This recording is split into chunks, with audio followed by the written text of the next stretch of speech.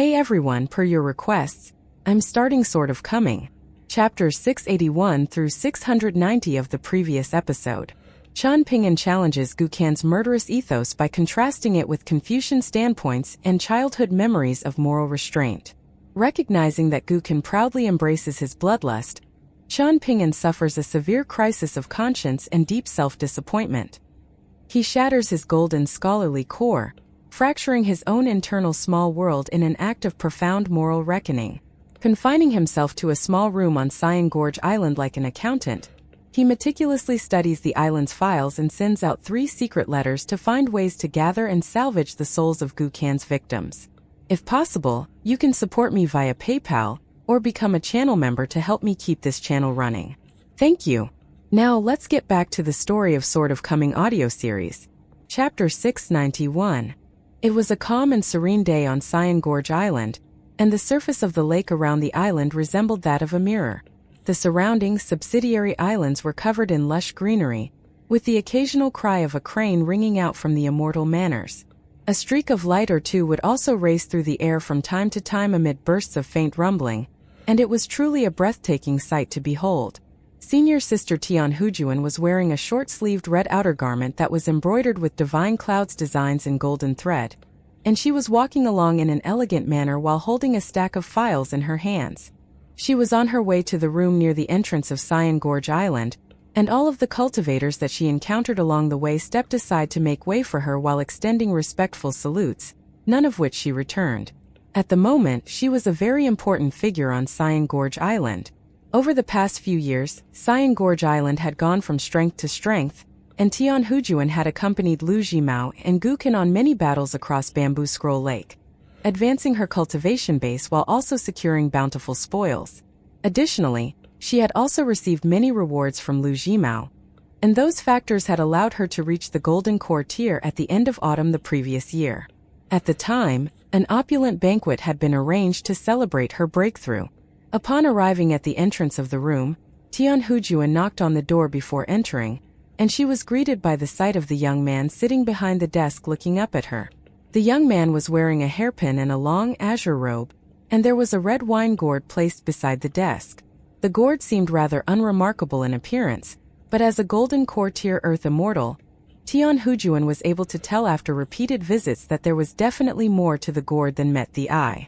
It was most likely the case that some powerful figure had cast an illusion onto it.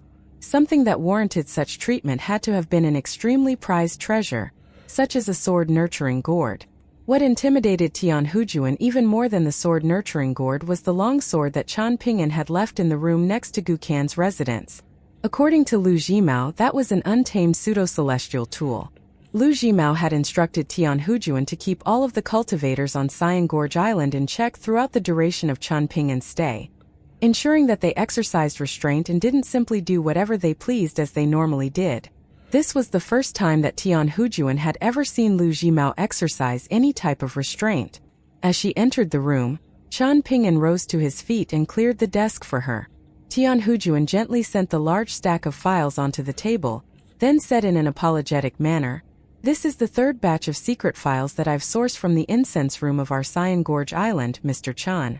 The people at the incense room have grown very complacent over the years, so the files have not been maintained very well, and many of them have been damaged by vermin and insects." Qian Ping'an waved a hand as he said, "Please don't punish the people at the incense room for this. After all, they've already done me a great favor by compiling these files for me." Tian Hujuan had already made up her mind to hand down some stern punishment to the 3 people managing the incense room, but she immediately decided against that after hearing this request from Qian Ping'an. However, she then considered the idea of punishing the trio in question in private. At the moment, Bamboo Scroll Lake appeared to have been quite peaceful on the surface, but the Cyan Gorge Island cultivators had grown accustomed to the frequent battles that had taken place over the past few years, and they had become rather disgruntled from inactivity of late. Tian Hujuan was once just a superfluous disciple of Lu Jimao's, someone who had once been prophesied by a powerful naturalist cultivator that had previously passed through Bamboo Scroll Lake to have no chance of becoming an Earth immortal in this lifetime. Yet she had experienced a meteoric rise, earning sole ownership of the conquered Brow Immortal Island thanks to her accolades on the battlefield. Essentially, She was like a feudal lord that had been granted her own territory.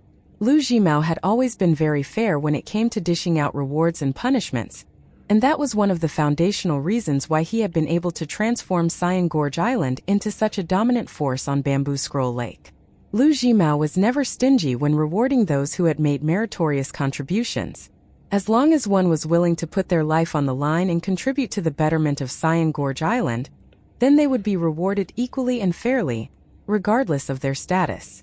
I may have to go and inquire about some things with the people managing the incense room, so please notify them ahead of time, Chen Ping'an said. All lingering thoughts of administering any punishment upon the trio managing the incense room instantly evaporated from Tian Hujuan's mind upon hearing this, and she smiled as she replied, "You can feel free to go at any time, Mr. Chan. It would be an honor for our incense room to be graced by your presence." Chen Ping'an nodded in response, but after waiting for some time, Tian Hujuan still wasn't displaying any intention of leaving, so he asked, "Is there something else you want to discuss with me?" Tian Hujuan selected her words carefully, drafting up a script in her mind before replying, "The ruler of the cultivation world in Bamboo Scroll Lake is about to be elected on Palace Willow Island soon, and my master has instructed me to ask if you would like to attend the event. This is a splendid state of affairs that your Cyan Gorge Island has worked hard to achieve, and it's also a private matter of your Bamboo Scroll Lake, so I won't meddle in it. However, I will be watching the proceedings from here," Chen Ping'an replied. Tian Hujuan was very relieved to hear this. This was a satisfactory response that she should be able to report to Lu Jimao with no issues. After that, Chen Ping'an stepped out from around the desk and escorted Tian Hujuan to the entrance of the room. Even though he did this every time she visited, Tian Hujuan still couldn't help but feel was an honor that she was unworthy of. She wondered to herself why this was the case. After all, Chen Ping'an was still the same person that he had always been. Perhaps it was because his status had been elevated in her heart upon her discovery of the fact that he was in possession of a sword-nurturing gourd and a pseudo-celestial tool. Chen Ping'an returned to the table and began to flip through the files one by one. They contained names, birthplaces, birth dates, and the names of their masters, relatives, and clans. Many of the names had already been crossed out in red ink in accordance with the old rules of the incense room in an act known as redaction. Whenever Chen Ping'an came across a name that he was searching for, he would write it down in an empty book that he had intentionally left blank. Aside from the aforementioned basic information, the files also contained the official duties that these people had previously undertaken on Cyan Gorge Island. The thicknesses of the files of the cultivators and servants on Cyan Gorge Island were directly related to their cultivation bases. The higher one's cultivation base, the more records would exist of them, and for the ones with the lowliest of cultivation bases, their files contained only their names and birthplaces, amounting to fewer than 10 characters. There were also many deceased individuals whose files had already been disposed of by those in the incense room. From there, Chen Ping'an paid a visit to the incense room to inquire about the feats and reputations of the people whose names he had recorded in his book. He also followed whatever leads that he could to pry some names out of the mouths of the cultivators, manor stewards, and open collar ladies on Cyan Gorge Island, and those names were recorded in his book as well. Just as he had troubled Tian Hujuan to fetch files for him from the incense room, he had also made some request of some other important figures on Cyan Gorge Island during this time. And even though it wasn't exactly a stressful process, it was certainly a time-consuming one. Tian Hujuan was on the way to report this matter to Lu Jimao, when she just so happened to run into Gu Can. With the meeting between island masters fast approaching, everyone was busy at work, including her other junior brothers and sisters, as well as the 10 honorary elders residing on the 12 islands. The higher-ups of Cyan Gorge Island had to serve as lobbyists for Lu Jimao, and they were like diplomatists, constantly going around recruiting allies through any means necessary. As usual, Gu Can had his hands tucked up the opposite sleeves of his dark green official garb, looking much like a farmer boy as he smiled and said, "Have you gone to see Chen Ping'an again, senior sister? I should give you a friendly reminder not to get any funny ideas about seducing Chen Ping'an. Otherwise, things may not end so well for you." A wry smile appeared on Tian Hujuan's face as she replied, "I'm not so delusional that I would attempt to do something so foolish, junior brother. Besides, Mr. Chen wouldn't have eyes for a woman as mediocre as me." Gu Can was quite pleased to hear this and he said, "You're certainly right about that. Chan Ping'an is really picky when it comes to women. Back in our hometown, he had a really good-looking lass called Ji Gui as his neighbor, yet he wasn't attracted to her at all. It's very good to see that you know your place so well, senior sister. Whenever she spoke to Gu Kan, Tian Hujuan would always lower herself in a subtle fashion so Gu Kan wouldn't have to look up at her, and it had become a habit of hers over time. Also, make sure to keep that matter regarding the open collar ladies a secret for me, Gu Kan continued. If anyone else lets it slip, then that could be chalked down to their foolishness, but given how smart you are, if you let that secret slip, then I'll have no choice but to suspect you of ulterior motives. Back then, Master wasn't able to save senior brother, and if you cross me, he won't be able to save you either. I'm well aware that that slutty third senior sister of mine isn't on very good terms with you. If it wasn't for her terrible cultivation aptitude, perhaps she would have already become our master's concubine by now. Tian Hujuan's smile stiffened as she said, I wouldn't do that, junior brother. You know what type of person I am. Gu Kan nodded as he replied, It's exactly because I know what type of person you are that I have to issue you this friendly reminder. It would be a great pity if you were to lose your life to me just because you were trying to secure some measly benefits from our master. You've been so great to me over the years, it would truly sadden me to see you suffer such a terrible fate. I'll be sure to keep that in mind, Tian Hujuan said with a wry smile. Gu Kan reached out and gently slapped Tian Hujuan's cheek as he said, Go on then, master is still waiting to hear back from you.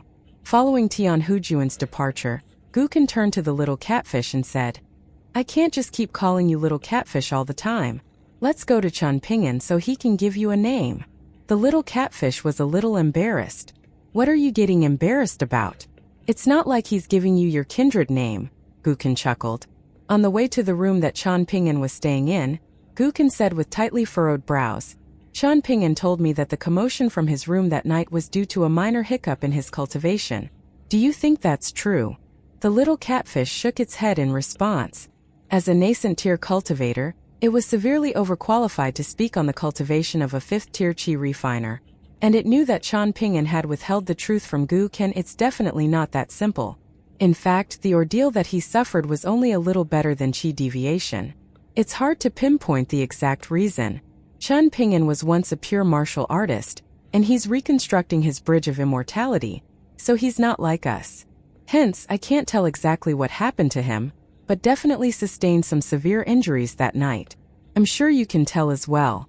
The damage wasn't just physical. Even his mental state has been.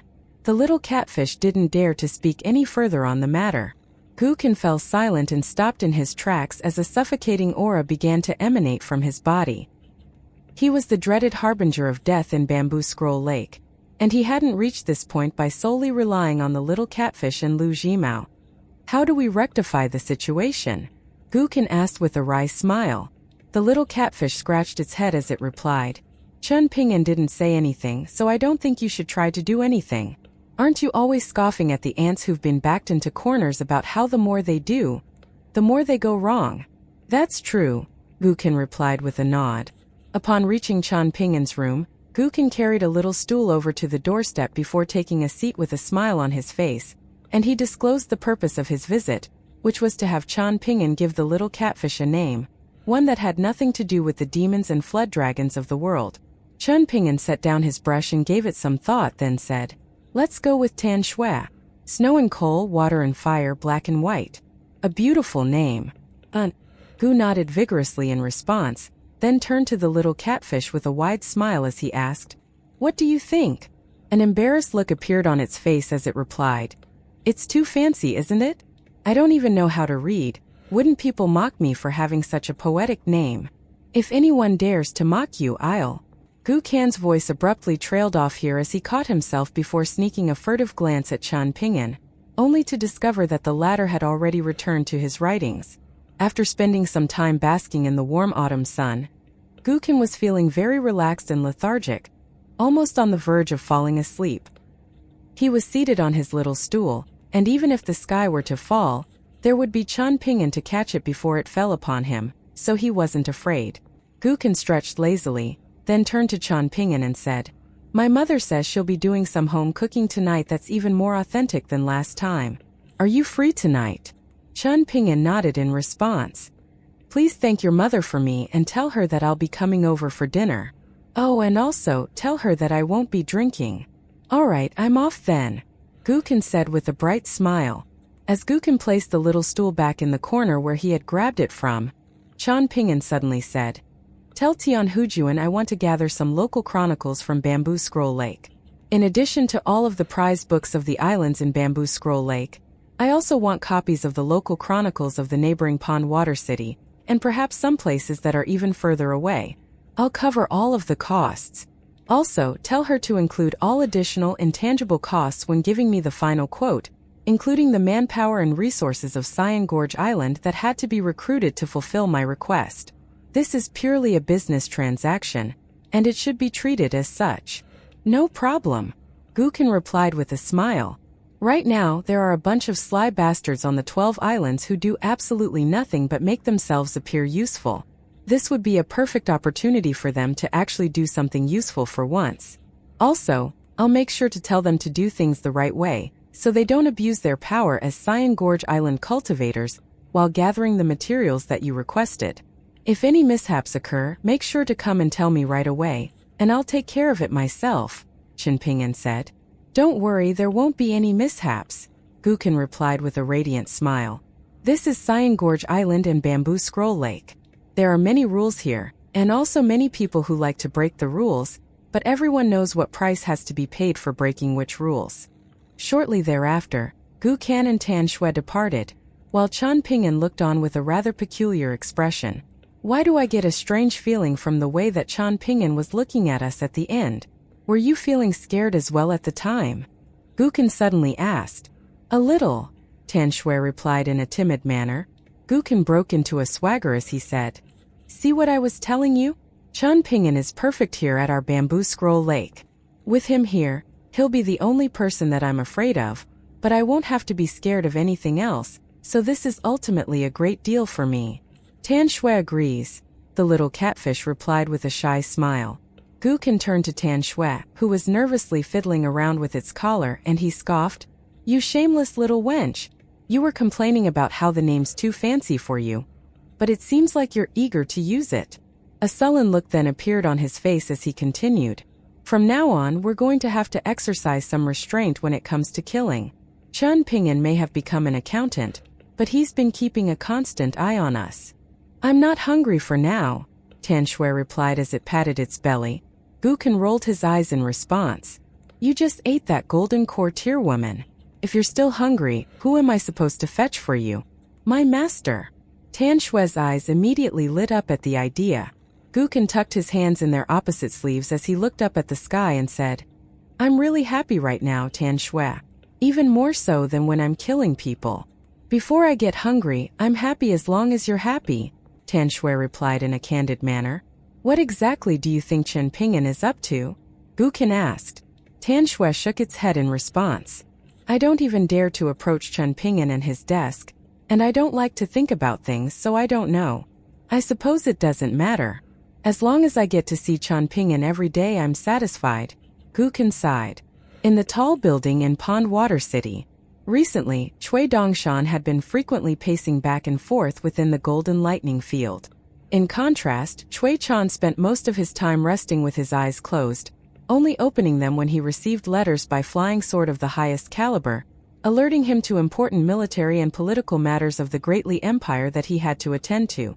At this moment, Cui Dongshan was standing at the edge of the circle, looking down at a pair of picture scrolls, one of which depicted Gukan and Tan Shui, while the other depicted Chun Ping'an in his room. If Gukan were to have never encountered Chun Ping'an following his departure from the Jewel Small World, do you think he would have been able to become the second upper 5 tiers cultivator of the Eastern Treasured Vile Continent after Lu Laocheng on his own? Cui Dongshan asked. Cui Chan opened his eyes and nodded in response. It's very likely that he would have been able to. Someone like Gukan thrives in a world that is chaotic rather than peaceful. What do you say now, you old bastard? Cui Dongshan asked with a provocative grin. The foundation of my teacher's great Tao may have been damaged, but ultimately, the situation hasn't become any more dire than before. You must be even more disappointed than my teacher is right now.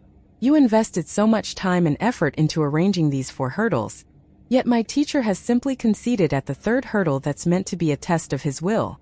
Deep down, he's convinced that what Gukan did was wrong, yet he finds himself unable to kill Gukan or abandon him, so as a solution to what appears to be an irresolvable conundrum, he shattered his 2nd bonded item. Essentially, he has broken down an important barrier, and no longer allows his principles to trap him. He has begun to step out into the big, wide world, and in his unfettered state, there's nowhere under the heavens that he can't go. Instead of addressing Cui Dongshan's question, Cui Chan said, I heard that you've picked up the art of clairvoyance of foretellers that we abandoned all those years ago, and that you've begun studying the concept of sequence disorder, is that right?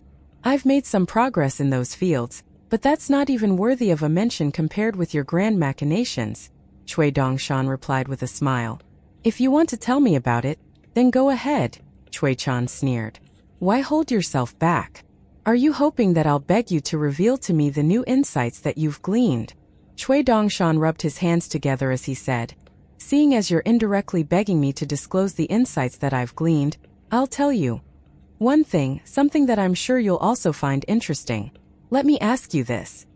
Do you want to know how my teacher managed to overcome the hurdle that is his future in-laws during his visit to Stalactite Mountain?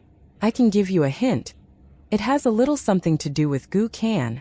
Back in the bamboo building on Downtrodden Mountain, our grandfather mentioned that the most perilous ordeal that Chan Ping'an will have to face on Stalactite Mountain and the Sword Chi Great Wall is whether he can make 2 breakthroughs in one go, elevating him from the 4th tier to a martial artist at the pinnacle of the 6th tier. Someone as careful and calculating as Chan Ping'an would have definitely realized this. Looking at the current signs, I don't think that his experiences in the Lotus Flower Blessed Land would have been enough for him to reach the level where he's able to control his fist intent with such a high level of proficiency. Instead, it was most likely during the test that had been prepared for him by his future father-in-law, the one where he had drunk the forgetting sorrow wine sold at the shop on Stalactite Mountain. That was most likely when he reached the 6th tier. As for how he accomplished that and how he managed to return to his original cultivation base, there are countless unfathomable wonders in the world, so that's not important. In fact, I wouldn't have found it strange even if Chan Ping'an had become an Earth Immortal in one fell swoop. Hence, the matter of how Chan Ping'an was able to overcome the hurdle is actually very simple to explain. The 2 sword immortals on the Sword Chi Great Wall had put on an act, posing as a pair of bystanders who had intentionally provoked Chan Ping'an in that wine shop in the Golden Millet Blessed Land. As a result, Chan Ping'an had been goaded into abandoning his martial arts cultivation, making successive breakthroughs after being backed into a corner, while also standing up for the parents of the girl that he loves. You're still pretty sharp, aren't you, you old bastard? Cui Dongshan chuckled. Having said that, make sure to be more careful with your wording in the future. Calculating is not an apt adjective to describe my teacher. Calculating is an adjective that should be reserved for conniving scumbags like ourselves, not a wise man like him. I bet everyone over at the Sword Chi Great Wall feels like Chan Ping'an is unworthy of Ning Yao. Cui Chan chuckled. A perplexed look appeared on Cui Dongshan's face as he asked, What's going on with you, you old bastard? Why are you speaking favorably of my teacher all of a sudden?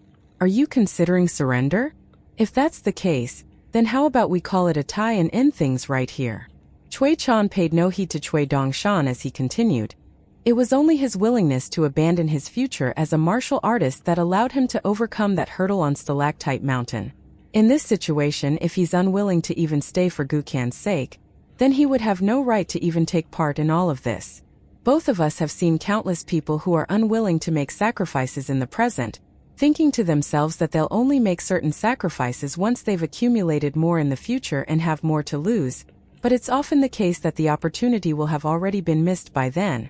Cui Dongshan was becoming more and more perplexed by the second. Why do you keep saying good things about my teacher? Have you gone mad?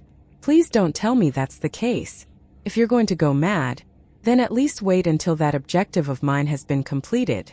Rest assured, I'll make sure to leave a little food bowl for you at the entrance of the bamboo building on Downtrodden Mountain, so you won't starve to death. Cui Chan pointed at the room in the picture scroll, then turned to Cui Dongshan with a cold sneer as he said, What did I tell you? The true complexity of the 4th hurdle lies in the fact that it encompasses countless hurdles. The 4th hurdle has only just begun, And the more Chan Ping'an thinks and ponders here, the more hurdles he will encounter in his heart in the future. By then, you'll be begging me to surrender because you'll be worried that Chan Ping'an will suffer complete and irreversible qi deviation. As opposed to putting on a relaxed and carefree facade as he had done earlier, Cui Dongshan sat back down as he said, "Brute force can grant one victory once, but reason and principles are the key to consistent victories over time. What if the time in this case is a duration of decades or even a century, equivalent to the entire lifespan of a mortal? What will you do then? What will Chan Ping'an do then?" Cui Chan asked with a smile. Cui Dongshan put on a stern expression as he said, "You have to learn from my teacher and understand the importance of treating others with kindness. Do you take pleasure in being so harsh and overbearing to me?" A faint smile appeared on Cui Chan's face as he said, "Ruan Xiu and the others have entered the picture, as has the master of Palace Willow Island who has almost already been forgotten, Lu Laocheng. Perhaps it's better to come at the right time than to come early." "I'm not listening. I'm not listening," Cui Dongshan said in a sing-song voice as he shook his head from side to side like a petulant child. "This is the price that one must pay for abiding by reason and principles," Cui Chan continued. He lost a catfish that was sure to reach the nascent tier on Clay Vase Alley.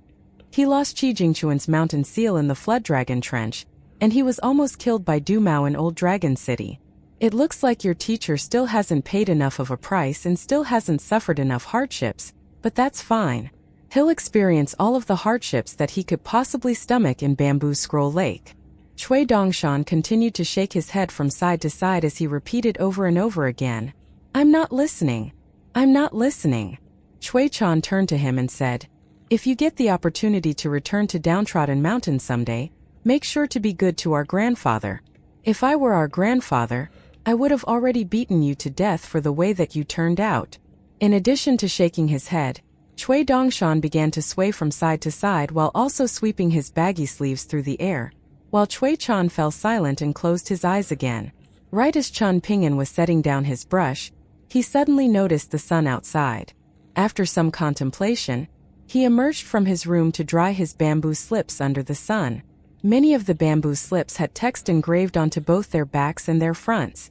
This wasn't because he didn't have enough bamboo to use. Having traveled as far as he had naturally encountered no lack of bamboo forests. Instead, it was because as he read more and more books, he discovered that there existed ties between many principles, even ones from different scholarly lineages across the 3 teachings and the 100 schools of thought. In fact, there were even many common or similar principles across the teachings and schools of thoughts. If the 3 teachings could be likened to close neighbors, then the 100 schools of thought could be said to resemble friends that had encountered one another in passing, or distant relatives that hadn't met for many years.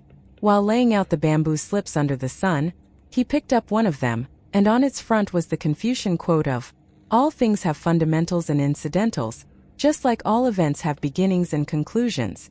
One will be close to the great Tao once they understand the sequence of such matters."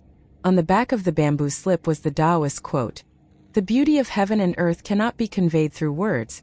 The 4 seasons pass naturally without the need for words, and the principles of all things stand without having to be laid out in words." This bamboo slip was rather special. At the time, after reading through a Buddhist scripture, Chan Ping'an had engraved a Buddhist quote in slightly smaller text on a blank section on one side of the bamboo slip. The intricacies of the most exquisite Buddhist principles cannot be conveyed through words. There was another bamboo slip that had the Confucian quote, "Only by focusing on foundational principles can one hope to be correct in everything that they do," on one side, and the Buddhist quote, "There are no hard and fast rules, only guiding principles," on the other. With each bamboo slip that Chan Ping'an picked up, he would silently read all of the quotes on them once before gently laying them down. He picked up another bamboo slip that carried the quotes of "All laws are equal, none are superior or inferior, and all must obey laws, regardless of status," on opposite sides. After that, Chan Ping'an picked up one final bamboo slip that carried the quotes of "Ignorance is the most pitiful state of existence, even more so than death, and rock bottom leads to change, change leads to reversal, reversal leads to prosperity," on opposite sides. It was a crisp autumn day, and after laying out all of his bamboo slips, Chan Ping'an squatted down in the vacant central area with his hands clasped in their opposite sleeves as he observed his surroundings. He remained in that posture all the way until the sun was about to set, and only then did he pick up his bamboo slips one by one before putting them into his pocket treasure. He was going to set aside all of these principles for the moment. Principles only existed in books while people had to live outside of books. This was something that Qian Pingyan had already understood even before the fall of the Jewel's small world, and he hadn't read it from a book. Instead, it had been told to him in earnest by someone, and he had listened just as earnestly and committed it to memory. Qian Pingyan had only just packed away all of his bamboo slips when he spotted Gu Kan and Tan Shui approaching while waving at him from afar. Qian Pingyan closed the door to his room, then joined Gu Kan and Tan Shui, and together, the three of them made their way to Gu Kan's opulent manor. There were two colorful door gods plastered to the gates of the manor, and as Qian Pingyan gazed upon them, he thought to himself, these things can ward off ghosts but not people. Gu Kan noticed Qian Pingyan looking at the door gods and he asked, "What's wrong?" A slightly disgruntled look then appeared on his face as he complained, "Why did you insist on going to live by the mountain entrance? It's such a shabby place that you can't even put up a pair of decent door gods like these." Qian Pingyan smiled as he replied, "Let's go eat." Only upon arriving at the table did Qian Pingyan discover that Gu Kan's mother had already poured cups of wine for both Gu Kan and himself. Tan Shui sat down beside Gu Kan. It had no appetite for normal food, but it liked to accompany Gu Kan and his mother at the table during meals as it made it seem more human. Gu Kan had already told his mother that Qian Pingyan wasn't going to be drinking, so he was rather concerned that Qian Pingyan would be displeased by the wine that he had been poured, but as it turned out, his concerns were unnecessary. Qian Pingyan had already raised his cup and proposed a toast to Gu Kan's mother. After downing the cup of wine in one go, he poured himself another cup, then took a small sip before digging into the meal.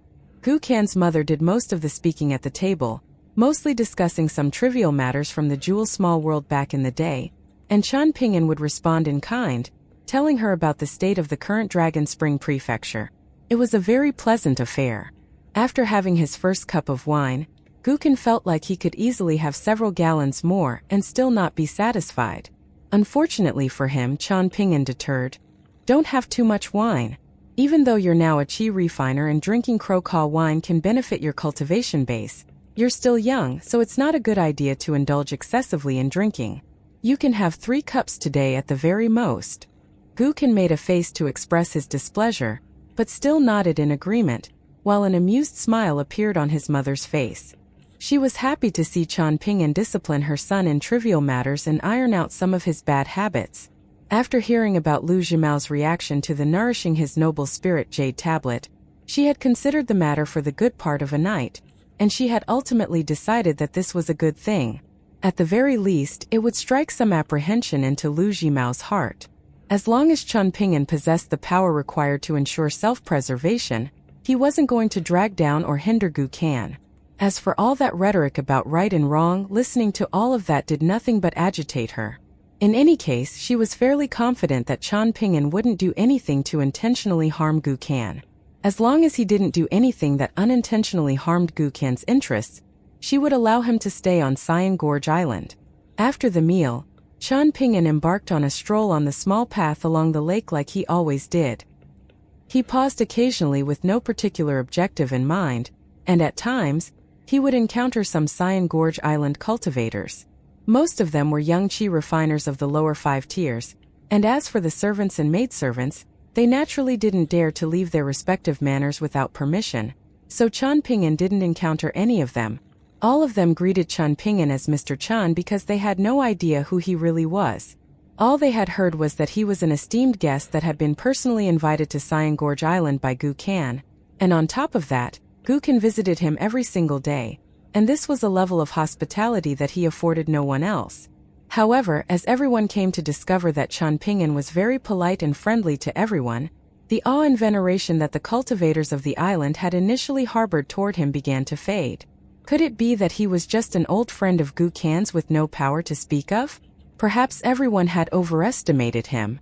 All of a sudden, Qian Pingyan stopped in his tracks on the serene lakeside path. 2 people had appeared before him, one of whom was one of Gu Kan's senior brothers, Chao Zhe, while the other was Gu Kan's friend, Lu Kaisang.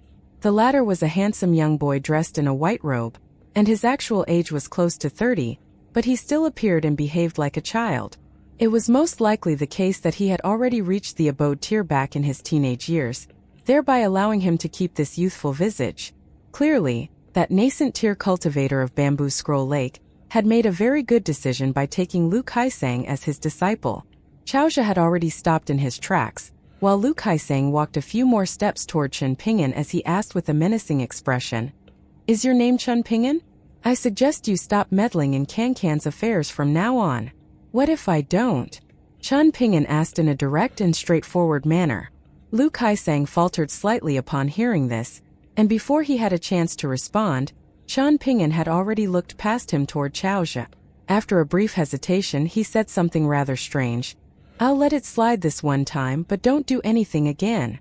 Chaozhe opened his mouth to say something, but Chen Ping'an shook his head as he interjected. "There's no need to explain. I already know what you want to say, I just don't want to hear it." Bold words coming from a sickly brat like yourself. You must think you can say whatever you want here because you have Cancan backing you up. Lu Kaisang sneered.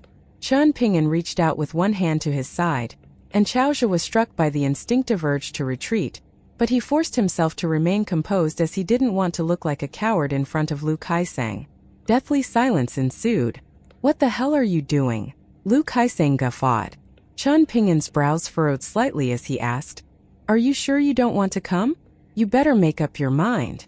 As soon as his voice trailed off, a golden line rose up from Gu Can's manor, then extended all the way to Chen Ping'an, concluding in the form of a long sword that hovered above the palm of his hand.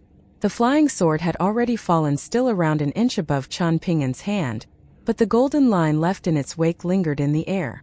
Lu Caisong's eyes widened with shock. "According to the rules of Bamboo Scroll Lake, you two should already be dead by now, right?" Chen Ping'an asked. He then took a glance at Sword Immortal, which was trembling with anticipation, and said, "Go back. I'll let you do as you please the next time I summon you." Sword Immortal vanished in a flash, and only then did the golden line fade away. Lu Kaisang remained standing on the spot, unwilling to back down, while Chaozhe had already stepped away to the side. Chen Ping'an took a glance at Lu Kaisang, who had a look of finality and resolve on his face, and a smile appeared on his face as he said, "I can tell that you're a true friend of Gu Can's." After that, he turned around and made his way back to his room. Deep down, there was more than a hint of lingering fear in Lu Caisong's heart, but as he turned to the horrified Chaozhe, he continued to put on a strong front as he scoffed, "That guy must have been dropped on his head as a baby." Chaozhe didn't dare to say anything. "Shut the hell up, you idiot. You can always run back to your master for refuge, but I have no one to turn to." Upon returning to his room, Chen Ping'an lit the lamp on the table, which was laden with local chronicles from all parts of Bamboo Scroll Lake, as well as the genealogical records of many of the major islands. The reason why Tian Hujuan had been able to deliver all of this so quickly was very simple. These were all spoils of war that Cyan Gorge Island had secured, and it was the most worthless category of spoils. If Chen Ping'an hadn't requested to see them, they would have been incinerated as waste paper sooner or later. At this point, all of the noteworthy lineages on the 11 subsidiary islands of Cyan Gorge Island had already been severed by Gu Can and Lu Jimao. He had to read through all of these records and take notes, following which he had to ask some even more in-depth questions, and that would no longer just be a matter of sitting down and putting brush to paper. However, Chen Ping'an didn't consider this to be a very difficult task. He was already accustomed to performing menial tasks for extended periods of time, and for him it was simply a matter of substituting his fist technique practice with taking notes. On top of that, this was only the beginning, so if he already felt like the task was difficult, then he may as well give up right away. Late at night, with the bright, full moon hanging high up in the sky, Chen Ping'an set down his brush, massaging his own wrist as he left his room to pace in circles as a form of relaxation. He had already sent out 3 letters to Cloud Drape Mountain, Peace and Tranquility Mountain, and the Fan Clan of Old Dragon City, but he most likely wasn't going to receive any responses anytime soon. However, he was in no hurry, and it wasn't like being in a hurry would change anything anyway. He had already traveled vast distances on foot step by step, and flying sword letters were certainly going to travel far faster. All of a sudden, He stopped pacing in circles and made his way through the entrance of Cyan Gorge Island en route to the ferry station. From there, he crouched down and scooped up some water with his hands, then washed his face before casting his gaze into the distance. Qian Pingyan gently exhaled as he slapped his own cheeks to try and reinvigorate himself, then stood up and returned to his little room. Even from afar, he could see the glow of the lit lamp on the table through the window. He reflexively sped up, only to then slow down again as he chuckled to himself. Ever since he was 4 years old, he had never returned home to a lit lamp. After going back on his vow to his mother to work at the dragon kiln, he managed to earn some copper coins, but he still couldn't just leave the lamp on whenever he went out and allow the lamp oil to go to waste in his absence. He had forgotten to put out the lamp prior to his departure, so what good would it do now to hurry back? He wasn't feeling sleepy at all, so this was going to be another night spent reading by the flame of the lamp. In that case, even if he were to put out the lamp, he would then have to reignite it, and there would simply be no point in that. With that in mind, Qian Pingyan made his way back to his room at a casual stroll, then closed the door and sat down at his desk to continue reading through the files and materials that had been brought to him by Tian Hujuan. His mind wasn't calm, so there was no point in practicing his fist techniques, and cultivating in this state would have been an even more futile, perhaps even dangerous endeavor. Back in the lotus flower-blessed land, he had come to discover that no matter how much he practiced his fist techniques in times of agitation, there was simply no point. That was why he would often go to that little monastery near Champion Scholar Alley to chat with the old monk who didn't like to espouse Buddhist teachings. On top of that, the more damning issue was that he was unable to muster up in vigor. It was as if his energy, essence, and spirit were languishing at the bottom of an abyss, weighed down by a giant rock, making it impossible for him to lift his spirits. After a brief pause, he slid out a piece of paper that he had cut down to the size of the cover of a book, then picked up his brush and drew a straight line down the sheet of paper. On opposing ends of the line, he wrote down the phrases Gu Can's misdeeds and Gu Can's goodness. These two phrases were written in rather large text, and between the words misdeeds and goodness, he wrote down the phrase the customs and traditions of Bamboo Scroll Lake in smaller text. Right as he was about to write down the phrase the laws of a nation, he erased the previous phrase, then also erased the phrase Gu Can's goodness. After that, he wrote down the phrases realizing one's faults, and making amends with a slight gap in between them roughly down the middle of the line, only to quickly erase those as well. In the end, he scrunched up the piece of paper into a ball, but instead of throwing it into the wastebasket, he stowed it away into his pocket treasure instead. He tucked his hands up their opposite sleeves, then put out his lamp and leaned back against his chair. He closed eyes in a state of false slumber, and the next time he opened them, it was already first light. Qian Pingyan rose to his feet, and his tendons and bones loosened up with a string of cracks and pops on their own without the need for any stretching. He made his way out of his room, intending to walk a lap around Cyan Gorge Island. Cyan Gorge Island was the largest island on Bamboo Scroll Lake, so walking a lap around it was going to take roughly half a day. At the moment, all of his living needs were being taken care of by a female Cyan Gorge Island cultivator, so Qian Pingyan paid a visit to the old cultivator serving as gatekeeper of the island, telling him to relay to the female cultivator that there would be no need for her to deliver food to him on this day. The old man was an abode-tier cultivator, and he hurriedly agreed.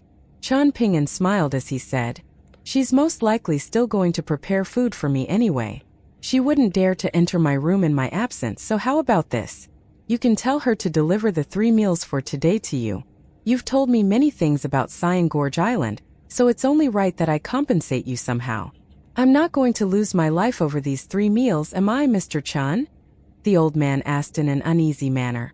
"No," Qian Pingyan replied with a shake of his head. The old man was still rather hesitant.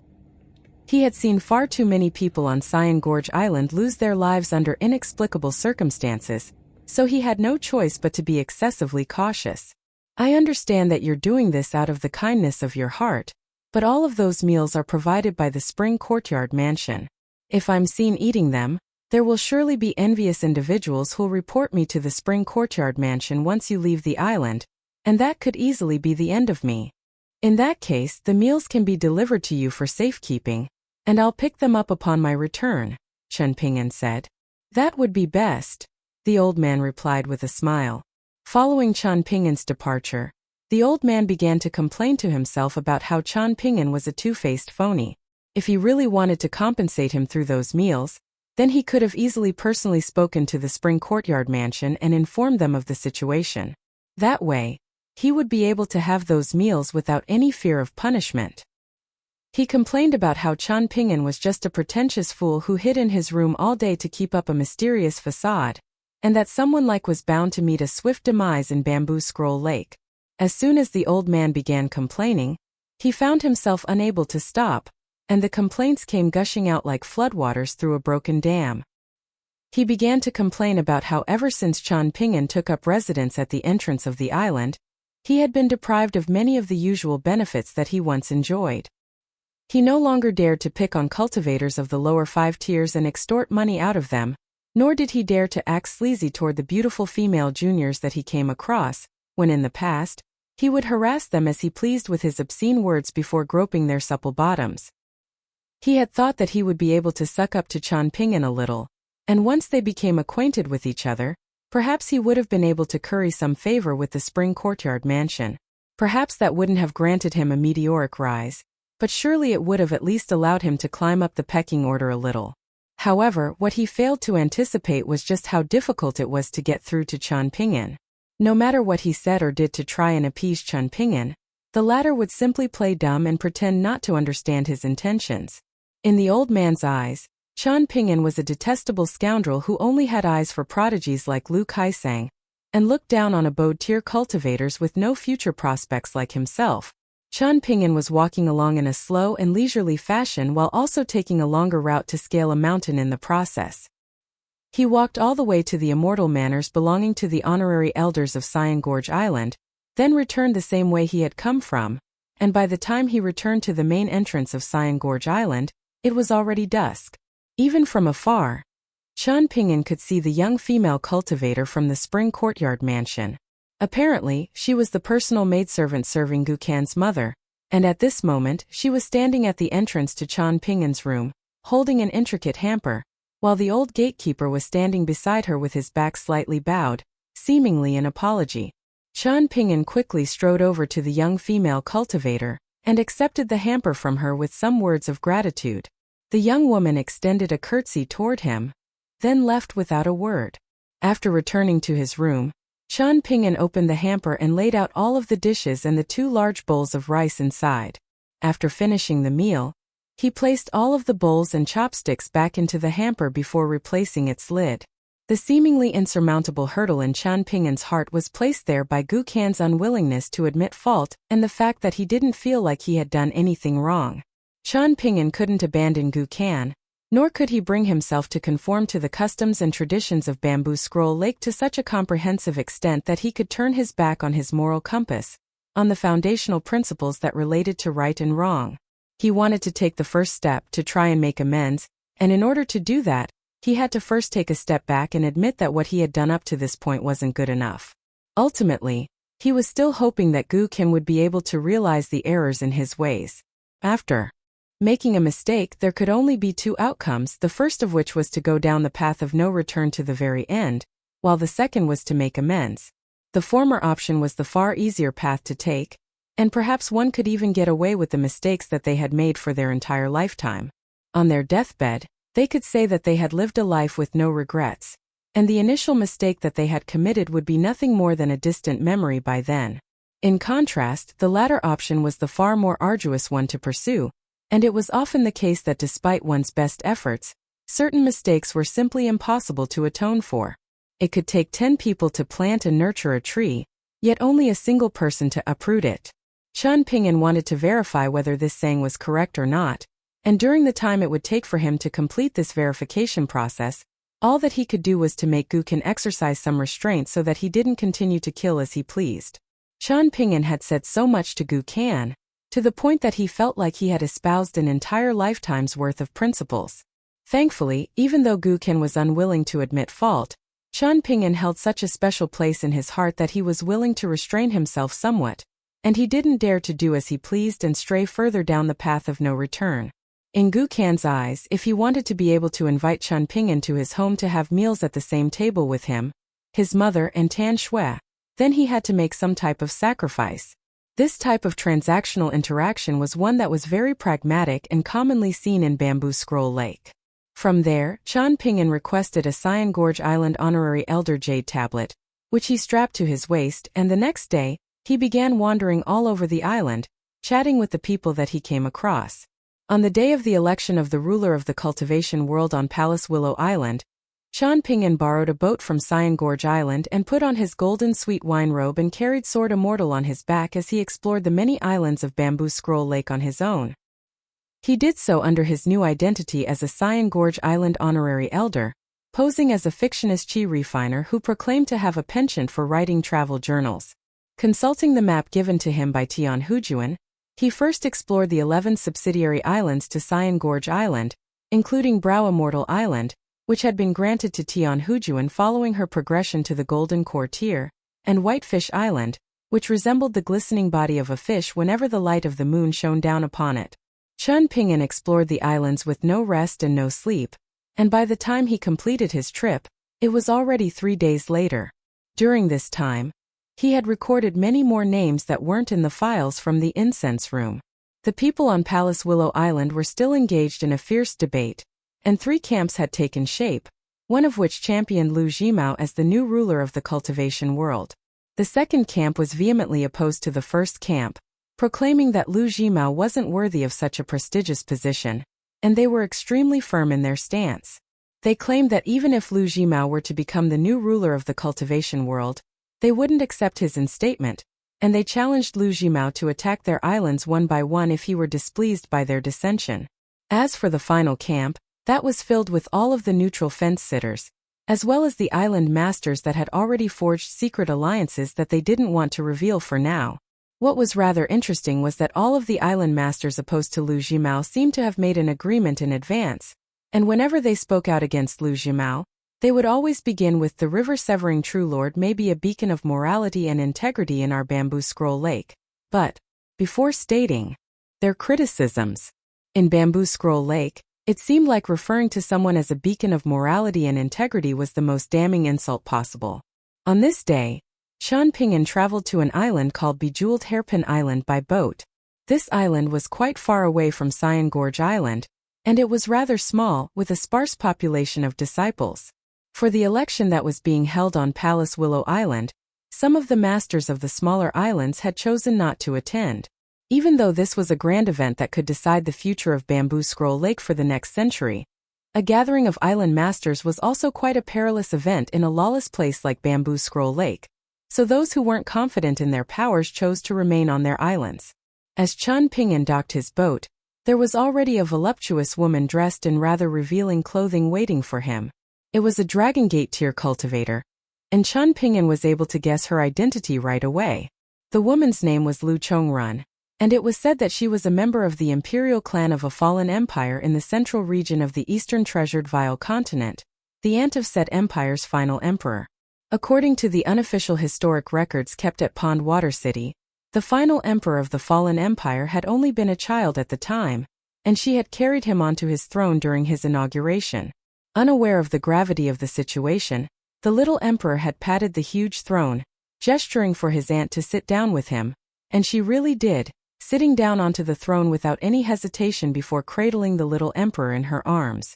The entire imperial court of officials had been stunned into silence at the time, and not a single one dared to raise any objections. Tian Hujuan had once praised this master of Bejeweled Hairpin Island as someone who possessed an aura to rival any man. "You're the accountant living at the entrance of Cyan Gorge Island, right?" Lu Chongrun asked with a smile. Chen Ping'an faltered slightly upon hearing this. No one on Cyan Gorge Island had dared to refer to him as an accountant to his face. "Indeed I am," Chen Ping'an replied. "May I ask the purpose of your visit? Could it be that your Cyan Gorge Island doesn't like the look of our Bejeweled Hairpin Island, and you're here to do something while all of the nearby island masters are on Palace Willow Island?" Lu Chongrun asked in a direct and straightforward manner. Chen Ping'an shook his head as he replied, "I'm only here to visit Bejeweled Hairpin Island so I can ask you about some of the customs and traditions of Bamboo Scroll Lake." If you're opposed to my visit, then I'll leave. Lu Chongruan's eyes narrowed slightly as she asked, "What if I tell you that you're not welcome on our island? Our island's residents are all female, and none of them are particularly powerful. If one of them catches your eye, and you decide to abduct her to Cyan Gorge Island to be used as an open-collar lady, then what am I to do?" Qian Pingan's expression remained unchanged as he cupped his fist in a parting salute, and he really did depart on his boat, leaving Lu Chongruan rooted to the spot with a perplexed look on her face. She had actually already prepared an exceptionally beautiful, young, female disciple to offer up to Qian Pingan as a sacrifice of sorts to appease him, but it seemed that the crisis had been averted. After that, he was denied entry from the next island, Flying Jade Island, as well. The island master was absent, and the person managing the island in their absence didn't dare to allow a Cyan Gorge Island honorary elder to step ashore. Cyan Gorge Island cultivators were notorious for their brutality and bloodlust, so he was afraid that Qian Pingan would wipe out the entire island in the island master's absence. If he had been alone on the island, then he wouldn't have dared to deny Qian Pingan entry, but his entire clan was residing on the island, so he had no choice but to steel himself for their safety. However, it was clear that denying Qian Pingan had taken a great deal of courage, and he apologized profusely the entire way as he accompanied Qian Pingan back to his boat, stopping just short of falling to his knees to kowtow in apology. The master of the third island, Floral Screen Island, was also absent, having traveled to Palace Willow Island for the election. The island master was one of Lu Jimao's most vocal allies, and one of his sons had remained on the island to hold down the fort. Upon learning that the youngest honorary elder of Cyan Gorge Island and a personal guest of Gu Kan's had come to visit, he hurriedly jumped up, leaving behind a bed full of concubines and maidservants as he got dressed in a panic, then rushed to the dock to personally greet the visitor with a fawning smile. However, upon seeing the young honorary elder in person, he was left feeling a little disappointed. From the looks of him, this honorary elder seemed more like a schoolteacher from some rural village rather than a powerful cultivator that was adept in battle.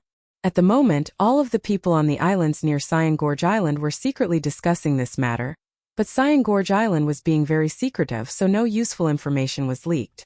All that everyone had heard was that this man had slapped Gu Kan in public in Pond Water City, and not only had Gu Kan not retaliated, he had accepted the beating with humility and invited the man to the Spring Courtyard mansion. The young master of Floral Screen Island and all of his friends had been placing bets on how long this man would be able to live, and the young master had bet on less than a month. Everyone was aware of just how unpredictable and bloodthirsty Gu Kan was, and in their minds, surely he wouldn't allow someone who had inflicted such severe public humiliation upon him to live. Not all of the chi refiners that had been devoured by that catfish of his had been his enemies. In fact, there was no shortage of friends of his and esteemed guests of Cyan Gorge Island that had met their demise at his hands. Qian Pingan was treated to some fine wine on Floral Screen Island. He drank very sparingly, but the young master island drank copious amounts, as if his logic was that drinking more would be a sign of hospitality to appease Qian Pingan, and he had revealed a great deal of information to Qian Pingan in his drunken state. Upon returning to his boat, Qian Pingan thought back over what he had heard from the young master of Floral Screen Island.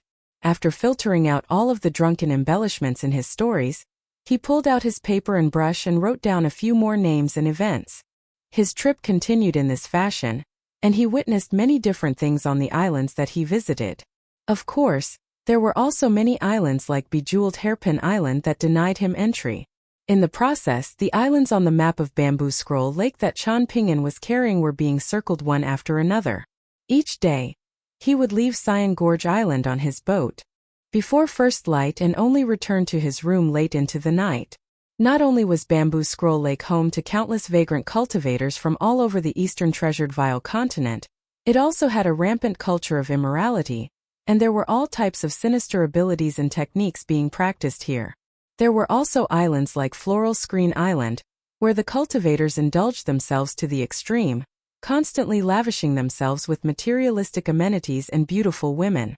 There was another island called Yecheng Island, where the island master had opened numerous arenas.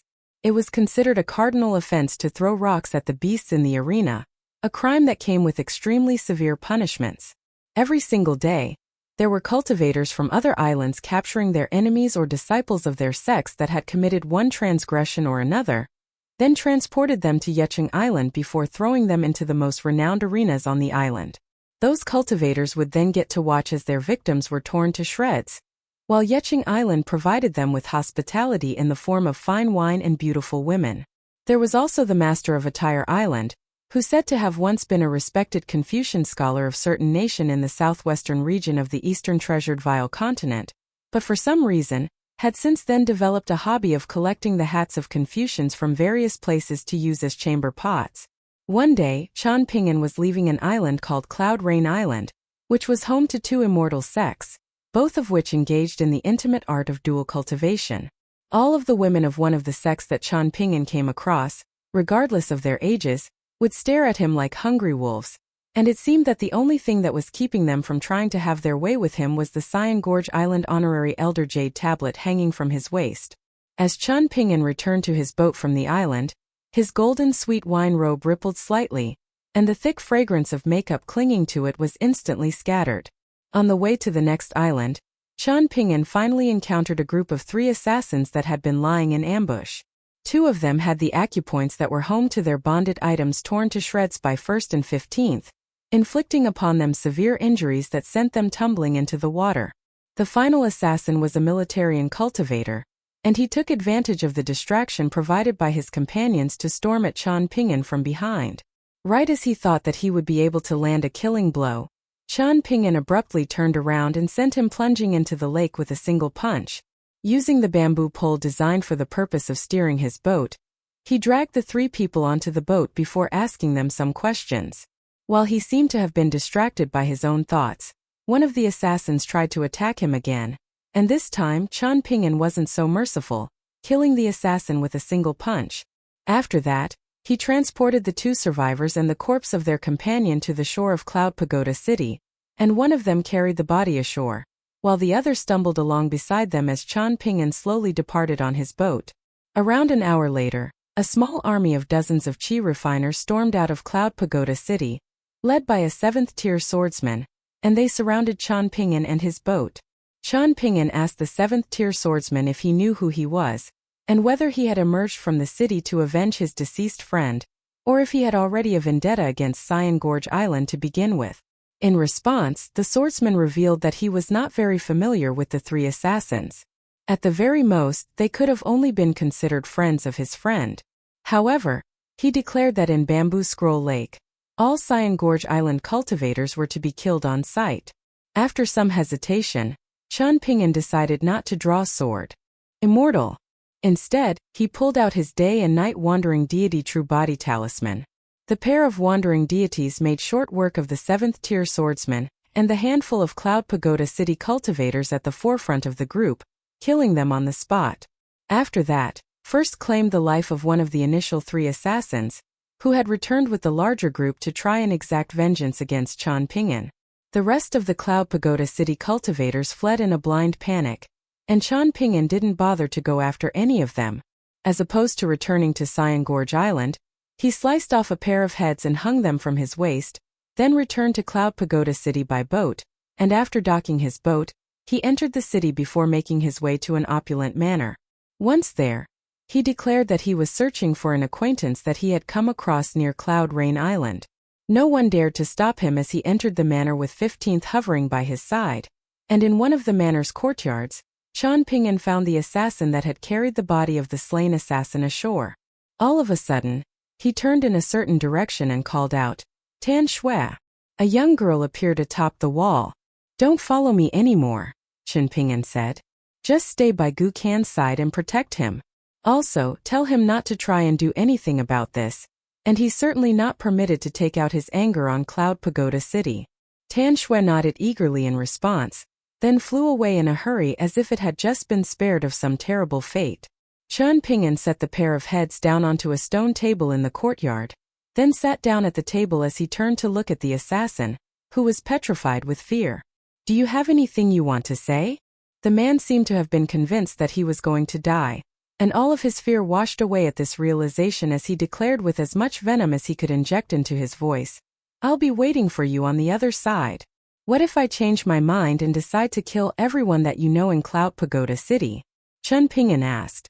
Why should I care? I'm about to die. The man snapped as he glowered intently at Chen Ping'an. Chen Ping'an turned to take a glance at the handful of residents of the manor who were standing at the entrance of the courtyard, then rose to his feet as he declared, I'll come visit you again in a few days. As he did so, 15th destroyed all of the assassin's remaining bonded acupoints. Chen Ping'an did indeed return to the manor in secret at a later date, and he was treated to a farcical spectacle. As it turned out, the assassin wasn't actually a resident of the manor. Instead, he was an immortal who had been very close with the previous clan leader, a cultivator who was very fortunate to have survived the massacre of his entire sect in Bamboo Scroll Lake. Prior to this, he hadn't been residing in Cloud Pagoda City. Instead, he had been staying in a border city in Stonebrush Nation, close to 200 kilometers away from Bamboo Scroll Lake. However, this was where Cloud Pagoda City had dropped off the trio of assassins, so he had decided to come to this manor to rest and recuperate. It just so happened to be the case that the other surviving assassin had extensive connections in Cloud Pagoda City, and that was why he had been able to gather so many cultivators to go after Chen Ping'an for vengeance. The assassins had attacked Chen Ping'an partly out of their personal vendettas against Cyan Gorge Island, and their other objective was to try and knock Lu Jimao down a peg. If they had succeeded, perhaps some of the islands that were enemies of Cyan Gorge Island would have granted the trio their protection, and it was possible that they could even experience a resurgence. With all of that in mind, this had seemed like a very good idea. Risk and reward had always come hand in hand, and if they were successful in this endeavor, not only would they earn resounding reputations for themselves, they would also be able to slay what was clearly a very esteemed guest of Cyan Gorge Island. The assassin was a C observation tier cultivator that had once been revered by everyone in the manor, yet after having his bonded acupoints destroyed by Chen Ping'an, everything had changed. A pair of guest elders of the manor who were both 4th tier cultivators had joined forces with a 5th tier pure martial artist, and even then, the three of them had proceeded with extreme hesitation and timidity, fearing that the assassin would have some hidden trump card up his sleeve to protect himself. After some extensive deliberation, the three of them had finally dared to strike, and by the time they detained the assassin, all three of them were sweating profusely, not from physical exertion, but from the mental strain involved. Only after it was made certain that the assassin had no means with which to retaliate did the current clan leader erupt into a furious tirade at him, denouncing him for being an ungrateful cur that had almost gotten all of the manor's residents killed. The clan leader had been livid, declaring that he was going to find the assassin's beautiful daughter, who had come to visit him once several years ago, and that once he did, he was going to defile the poor woman night and day while forcing her father to watch. The assassin had been completely tied up at this point, and he began to struggle like a wild animal upon hearing this, tearing open his own skin and flesh against his restraints in the process. The more the assassin struggled, the more pleasure the clan leader derived from seeing his struggles, and to fan the flames even further, he declared that he knew that the assassin's daughter was hiding in one of the border cities of the Stonebrush Nation. He had heard that she possessed no cultivation aptitude, but she was very beautiful, and he was confident that it wouldn't be too difficult to find her as long as he was willing to spend the money to track her down.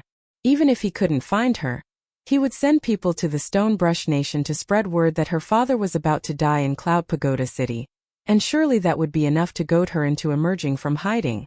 A young man arrived in a border city in the Stonebrush Nation ahead of the Cloud Pagoda City cultivators searching for the assassin's daughter.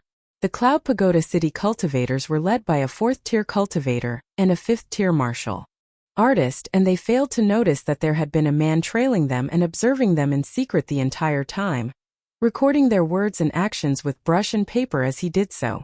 After their fruitless search, they immediately moved on to another nearby prefectural city.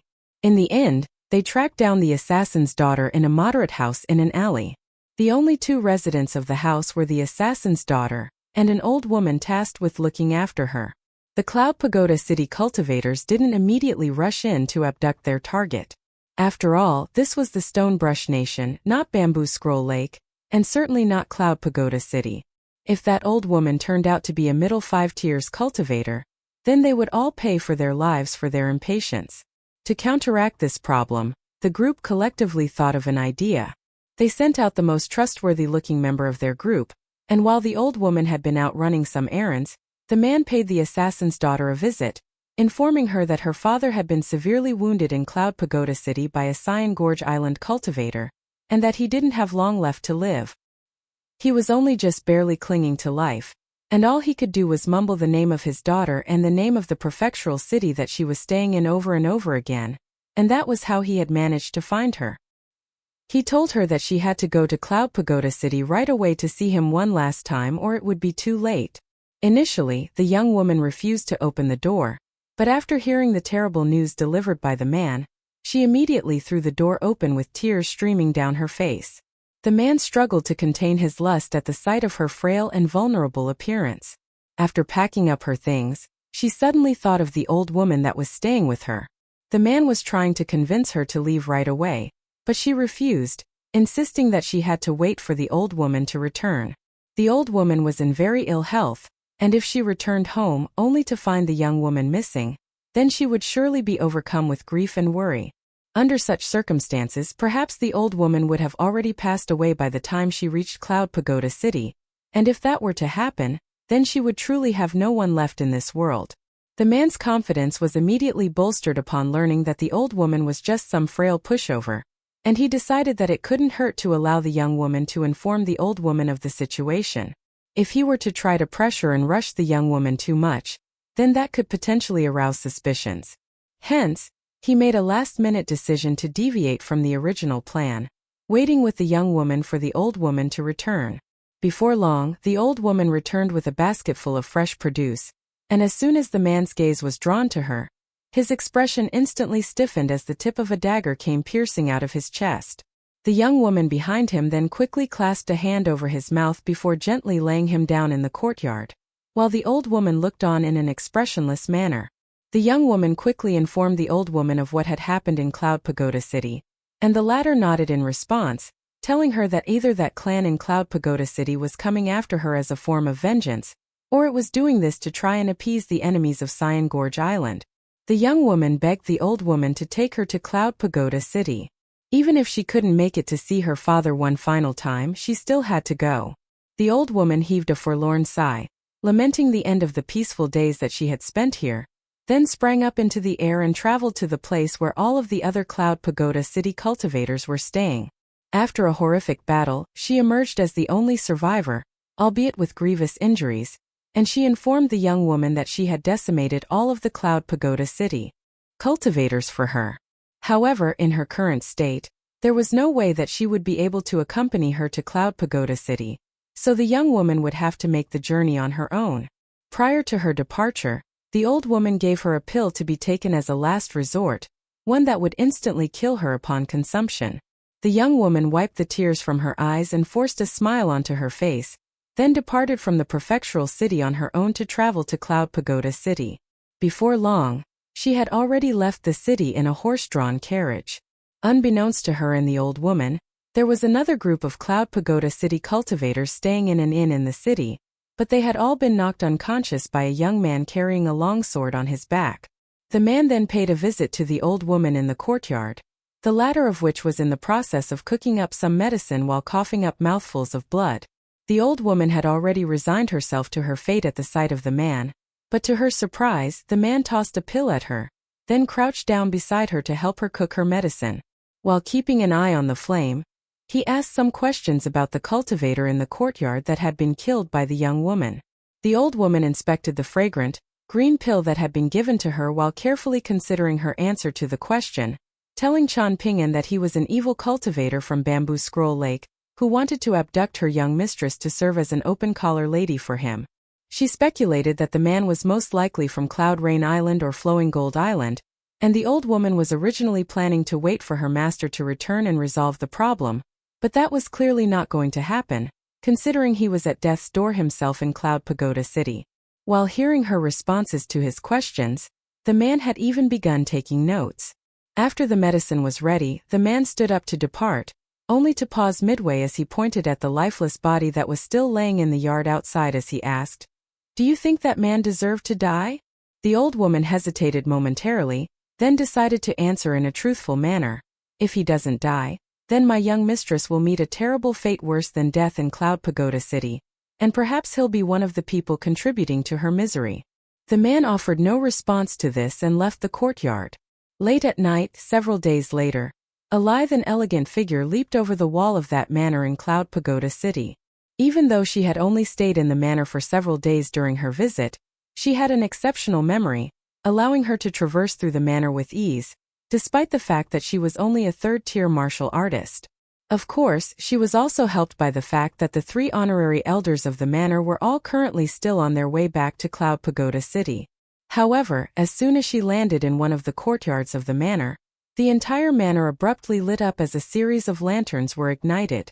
As it turned out, the owner of the manor had spent an exorbitant amount to hire a 6th-tier swordsman as a temporary honorary elder, and at this moment, the tip of his bonded flying sword was resting against her chest.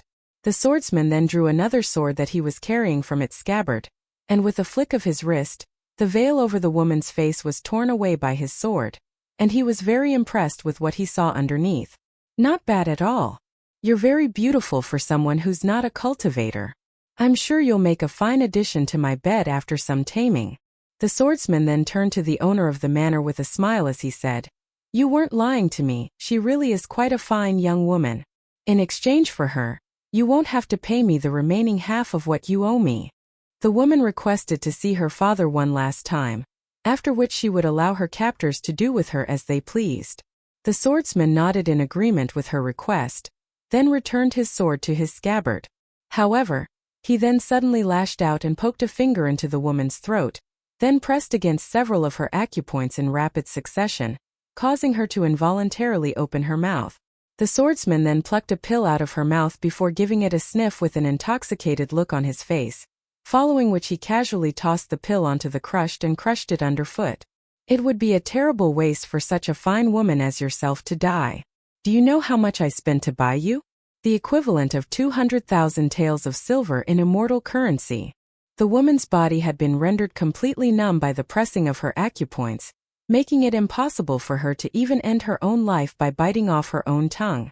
All she could do was allow herself to be dragged over to a side room in the courtyard, and the door was kicked open to reveal her father, his body riddled with wounds and his eyes wide with fury and horror. The woman couldn't help but burst into tears. The swordsman had a triumphant look on his face as he said, "Now that you've had your little reunion, it's about time." Right at this moment, his entire body suddenly stiffened. His bonded sword was on its way back to his acupoint when it crashed tip-first into the tip of another bonded flying sword. Not only had a small piece of the sword's tip been chipped off by the collision, the sword itself had also been captured, plucked out of thin air by a pair of fingers. The swordsman immediately swung around and cupped his fist in a respectful salute as he declared, "Junior Du Shihu of Cloud Pagoda City pays his respects to his esteemed senior of Sign Gorge Island." As it turned out, a slightly pale-faced young man with a sword on his back and a gourd hanging from his waist had appeared beside him, seemingly out of thin air. The young man reached out a hand to offer the swordsman 2 lesser heat coins, which the swordsman accepted in a fearful manner before immediately fleeing from the manor. He had received 2 lesser heat coins from the owner of the manor as his compensation, so in total, he had been given 4 lesser heat coins, which was nowhere near enough to repair his bonded flying sword. But he was just thankful that he had been allowed to leave alive. It was just a pity that he wouldn't be able to get a taste of that fine young woman. That night, a horse-drawn carriage slowly trundled its way out of Cloud Pagoda City en route to the Stonebrush Nation. By the time it was morning, the carriage was already far away from Cloud Pagoda City, and Chan Ping'an stopped the carriage before jumping down from the horse as he prepared to return to the dock outside Cloud Pagoda City. He was hoping that the boat that he had tethered to the dock hadn't been stolen. Otherwise, that would pose a minor inconvenience. The woman opened the curtain of the carriage. Her father had already fallen asleep beside her, and he had recovered adequately from his injuries, to the point that his life was no longer under threat. However, it was going to be next to impossible for him to ever return to the middle 5 tiers. The woman glowered at the young man as she fought back her tears, and she threatened with as much venom as she could inject into her voice, "I will find you and kill you someday." However, the young man completely ignored her, not even bothering to spare a glance at her, and that only exacerbated her fury and indignation. All of a sudden, the man turned around, and the young woman's blood instantly ran cold. I'll be staying in Bamboo Scroll Lake for at least 2 to 3 years. If that's not enough time for you, then you can come to the Dragon Spring Prefecture of the Great Li Empire to find me after that, Qian Pingyan said, while the young woman looked on with a flabbergasted expression. You can bring a friend with you to retrieve your body because you'll be the only one I'll be killing when you come after me for revenge, Qian Pingyan continued. The woman looked on with a dazed expression as Qian Pingyan departed. Inside the carriage, her father seemed to have been awoken by the commotion, or perhaps he had been awake all along. In any case, he heaved a forlorn sigh and said, "Don't think about going after him for vengeance." The young woman wiped the tears from her eyes, then turned to her father and asked, "I couldn't ask when he was with us, but how did you end up making an enemy out of him?" Her father had no response to this. After returning to the dock outside Cloud Pagoda City, Qian Pingyan discovered that not only was his boat still there, a pair of Cloud Pagoda City cultivators had been assigned with the task of guarding it. The fear here was most likely that if the boat were to be stolen, then Qian Pingyan could potentially fly into a rage and lay waste to the entire city. Qian Pingyan thanked the pair of cultivators, then departed on his boat. As the boat drifted away, his mind also began to drift, and he absent-mindedly drew a circle in the air with his hand. Qian Pingyan had no plans to visit any nearby islands for now, so he decided to return to Cyan Gorge Island. On the way back, he was met with the giant Luchuan that had been sent to pick him up, and he leaped onto the Luchuan, where Gu Kan and Tan Shui were waiting for him. "It's only been a few days since I last saw you, but you've gotten thinner yet again," Gu Kan remarked in a concerned manner. "How are things going on Palace Willow Island?" Qian Pingyan asked. Gu Kan rolled his eyes as he habitually tucked his hands up their opposite sleeves and replied, "It was all just a bunch of shouting, glaring, and empty threats, but that's nothing new. The longest election of the ruler of the cultivation world in recent Bamboo Scroll Lake history dragged on for close to half a year. I heard that the island masters at the time were on the verge of building houses on Palace Willow Island to settle in for the long haul. The shortest election only lasted less than a month, but that was only because one of the island masters lost his patience and killed over 20 of the other island masters at the time in a fit of rage. A new ruler of the cultivation world was elected that very same day, and it was his wife, the only woman to have ever become the ruler of the cultivation world of Bamboo Scroll Lake." Qian Pingyan nodded in response. "Did you see anything interesting on your trip?" Gu Kan asked. "I saw a line," Qian Pingyan replied after some thought. Gu Kan and Tan Shui exchanged a perplexed look. Gu Kan decided not to ask questions as the answer would most likely be too difficult for him to comprehend anyway, and he changed the subject as he smiled and said, "The first letter by Flying Sword has already been received on Cyan Gorge Island, and it came from Cloud Drape Mountain back home. I've instructed the people in the sword chamber to look after the flying sword like their lives depend on it, and I can assure you that no one would dare to open your letter." Qian Pingyan forced a smile onto his face as he nodded and said, "The more peaceful things are on Palace Willow Island, the more you and Tan Shui have to be careful. I'm guessing that the Great Li Empire and the Luminous Vermilion Empire will have a secret showdown in Bamboo Scroll Lake. If such a scenario eventuates, I suggest you take a step back and remain a passive bystander. Whether Lu Jimao will be able to become the ruler of the cultivation world or not isn't something that can be decided by you and Tan Shui." Gu Kan nodded firmly as he replied, "I'll be sure to keep that in mind. I know what I'm doing and I have a rough idea of which people I can kill and which powers I can't afford to mess with. I'll consider everything carefully before I make any moves." Tan Shui rubbed its belly, feeling a little hungry. Meanwhile, Qian Pingyan turned his gaze back to the lake. He didn't know if he would ever get to see such a stunning piece of scenery again in this lifetime. Upon returning to Cyan Gorge Island, Qian Pingyan paid a visit to the sword chamber to pick up the return letter sent by Weibo from Cloud Drape Mountain, and the flying sword immediately returned to the Dragon Spring Prefecture. After parting ways with Gu Kan, Qian Pingyan returned to his room at the entrance of the island, then opened the secret letter, which contained answers to Qian Pingyan's questions. As expected of Weibo, Qian Pingyan had only posed him a single question, yet he had provided answers to the questions that he had raised to Zhong Kuei and Fan Junmao as well.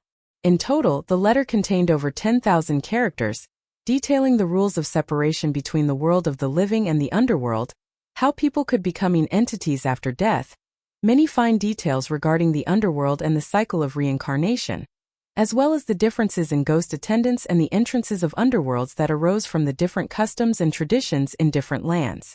Detailed information on all of the aforementioned topics had been laid out in the meticulously written letter. At the end of the letter, Weibo had personally written out a pair of secret techniques, one of which was a prized unorthodox secret technique of the imperial clan of the Divine Water Nation, in which Weibo had once resided. It drew upon the essence of water fortune of heaven and earth to quickly search for a speck of true spiritual light, using which the souls of the deceased could be gathered and reformed. Upon achieving full mastery of this secret technique, one would be granted command over all water-dwelling ghosts. Hence, the technique was a closely guarded secret of the Divine Water Nation, and only the nation's imperial preceptor and immortal guest elders were permitted to cultivate it. The other secret technique was one that Weibo had unintentionally obtained from the armory of the Divine Water Nation. The foundations of the technique were rooted in sorcery, but it had incorporated some sword-commanding techniques used by sword immortals of the ancient Shu nation to break open the barrier between the world of the living and the underworld, creating a bridge between the two worlds, thereby allowing the living to communicate with the deceased. However, a living person with a physical constitution that was innately abundant with yin energy had to be used as a vessel for said yin entity to return to the world of the living, and in his letter this person was referred to by Weibo as a resting station. The vessel had to have been someone whose ancestors had accumulated a great deal of good karma, or a cultivation prodigy that was naturally suited to cultivating ghostly techniques. Among those two options, the latter was more ideal, as by serving as a resting station, the former would be burning through the good karma accumulated by their ancestors, whereas for the latter, it would be a beneficial experience that would advance their cultivation base. Unbeknownst to him, following the two battles that he had taken part in on Cloud Rain Island and in Cloud Pagoda City, Cyan Gorge Island was unable to keep him a secret from the other islands any longer. At the moment, rumors of a mysterious young foreign guest elder of Cyan Gorge Island with tremendous combat prowess was spreading like wildfire all over Bamboo Scroll Lake. It was said that not only did he possess two talismanic deity puppets that were capable of easily killing a 7th-tier swordsman, he also possessed two bonded flying swords. What was most terrifying was that he was also a master in close-quarters combat, having previously slain a 6th-tier militarian cultivator with just a single punch.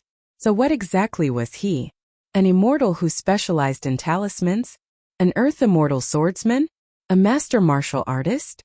As a result of these rumors, Lu Jimao's reputation was rapidly growing on Palace Willow Island, and many of the fence-sitters had begun throwing their support behind Cyan Gorge Island. On this day in the Spring Courtyard Mansion, Gukin had returned home to enjoy a meal with his mother, which had been a rare occasion of late, and his mother suddenly said, "Can, don't try to be like Chan Ping'an." "Of course not," Gukin replied in a muffled voice while wolfing down mouthfuls of food. A pleased smile appeared on his mother's face as she wiped the grease from the corners of his lips with a silken handkerchief, and she continued in a quiet voice, "I was really appreciative of good people like Chan Ping'an back in our hometown, but here in our Bamboo Scroll Lake, good people never live long. I'm not trying to curse him, it's just the fact of the matter. I've never left the Spring Courtyard Mansion, but I chat with our maidservants every day, and I'm more aware than Chan Ping'an of just how different Bamboo Scroll Lake is from Clay Vase Alley. We simply can't afford to be kind and benevolent in a place." Gukin nodded in response. "Don't worry, mother. I know what I need to do to survive here. There can only be a single Chan Ping'an under the heavens, and I can't be like him even if I tried. Besides, there can also only be a single Gukin under the heavens." All I knew about Chan Ping'an prior to this was that he had really made something out of himself, but as for exactly what he's managed to achieve, he never brought it up, and I didn't think it appropriate to ask. Earlier tonight, I overheard the open collar ladies in our manor talking, and it sounds like given Chan Ping'an's current powers, he could easily claim a large island in Bamboo Scroll Lake for himself. Apparently, even Lu Kaisang was almost killed by him not too long ago. "Is that right?" Gukin's mother asked. Gukin thought about it for a moment, then replied, "I'm not sure. All I know is that pseudo-celestial weapon of his is called Sword Immortal, and according to Lu Jimao, Chan Ping'an doesn't have total control of it for now. Otherwise, none of the Golden Core tier Earth Immortals in Bamboo Scroll Lake would even be able to last a second in battle against him. As for those below the golden courtier, if Chun Ping'an wanted them dead, they would be gone from this world before they even realized it themselves. However, compared with Sword Immortal, Lu Jimao is clearly more fearful of that immortal talisman. He asked me if I knew anything about the talisman, and I told him that all that I knew was that it was most likely one of Chun Ping'an's trump cards. At the time, I had arranged for Tan Shui to accompany Chun Ping'an on his exploration of Bamboo Scroll Lake in case some idiot attacked him and spoiled his mood. Hence, Tan Shui was able to personally witness the power of those divine generals. According to Tan Shui, that talisman was different from all of the talismans used by Taoist talisman cultivators in that the core of the talisman contains the foundation of a mountain and water god's godly body, as opposed to just a speck of spiritual light. It's incredible to think that Chun Ping'an has already come so far. Gu Kan's mother sighed. Gu Kan's entire face was covered in grease from his aggressive eating, and he cocked his head to the side with a wide smile as he said, "What's so incredible about that? Chun Ping'an has always been able to do whatever he sets his mind to." Gu Kan's mother felt a little exasperated as she looked down at her son's naive expression. As his mother, she had to think more for his sake, and that had nothing to do with the depths and breadths of her capabilities as a woman. After Gu Kan returned to Palace Willow Island with Tan Shui, his mother made her way into a hall in the backyard of the Spring Courtyard mansion. Once there, she gathered all of the dozens of open-collar ladies of the manor, then gave them a stern lecture, forbidding them from gossiping in the presence of Chun Ping'an. Anyone caught doing so would be punished with death by beating, and she would also have their files pulled up from the Spring Courtyard Mansion's incense room. If any of their relatives were cultivators on Cyan Gorge Island, then she would have Tian Hujuan personally snap their bridges of immortality. If they weren't residing in Bamboo Scroll Lake, but had established their households using wealth bequeathed upon them by the Spring Courtyard Mansion, then they would be stripped of everything that they owned and handed over to the Lord of Pond Water City for him to do with them as he saw fit. That same day, at around dusk, Chun Ping'an went knocking on the doors of an ordinary-looking manor on Cyan Gorge Island. The manor belonged to a second-rate guest elder with the Ma surname, and his full name had already been lost to the collective memory. He was a ghostly cultivator, and it was said that he once served as an imperial chef of a fallen empire, but he somehow went on to become a cultivator and had since climbed up the ranks to become a seasoned guest elder of Cyan Gorge Island. Vagrant cultivators were already looked down on by official immortals, and even among vagrant cultivators, ghostly cultivators were considered to be the lowest of the low. Hence, this guest elder's manor was situated in a very secluded area on Cyan Gorge Island. The spiritual energy here was very sparse, but the Yin energy in the area was very abundant, and the territory assigned to him encompassed a strange well, out of which gusts of Yin wind would come blowing every once in a while. The manor was enshrouded in Yin energy all year round, and the few people residing in the area never interacted with one another. This ghostly cultivator was once one of the bottom-ranked first-rate guest elders of Cyan Gorge Island. However, in the wake of the dozen or so islands conquered by Cyan Gorge Island, many island masters and guest elders of other islands who wished to live pledged their allegiance to Lu Jimao, choosing to serve as guest elders of Cyan Gorge Island. As a result, many of the original Cyan Gorge Island guest elders were progressively shuffled down the pecking order. Fortunately, Lu Jimao hadn't reduced the salaries paid to any of the original guest elders.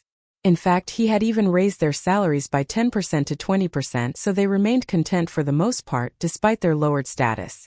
The porter of the manor was an emaciated old woman whose entire body gave off a nauseating stench, but her hair resembled strands of glossy black silk, and her eyes weren't murky at all. She immediately put on a fawning smile upon catching sight of Chun Ping'an, but as she did so, tiny creatures akin to maggots came falling down from the wrinkles on her wizened face. The old woman was very embarrassed by this, and she hurriedly stomped down onto the maggot-like creatures in a surreptitious manner, but in doing so, the creatures produced a gruesome popping and squishing sound underfoot that was horrendous to listen to. The old woman was so ashamed of herself that a deep blush appeared on her face, and her lips quivered as she stood in a humiliated silence. Chun Ping'an remained calm and composed, and he could tell that despite the old woman's elderly appearance, she was actually only in her early 20s. All women in the world had a yearning for beauty. She shook a string of bells that were hanging beside the entrance of the room, then said to Chun Ping'an, "My master will be back very soon, so please." Wait here for a moment, Mr. Chan.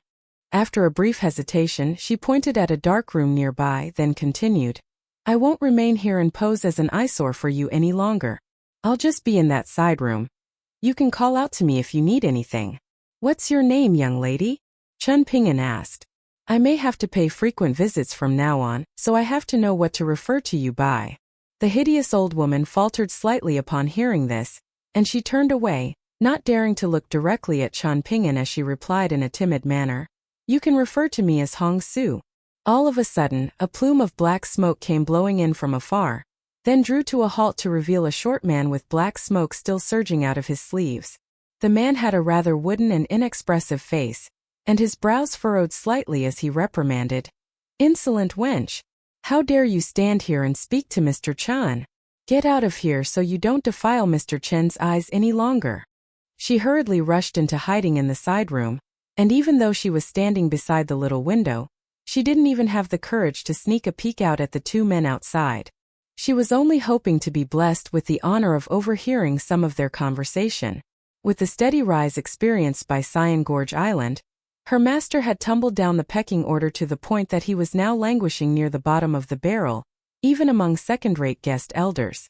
On top of that, more and more new manors were constantly being constructed on Cyan Gorge Island, and the surrounding 11 islands had also been incorporated into Cyan Gorge Island's territory, so over the past year or so, the manor had barely received any visits.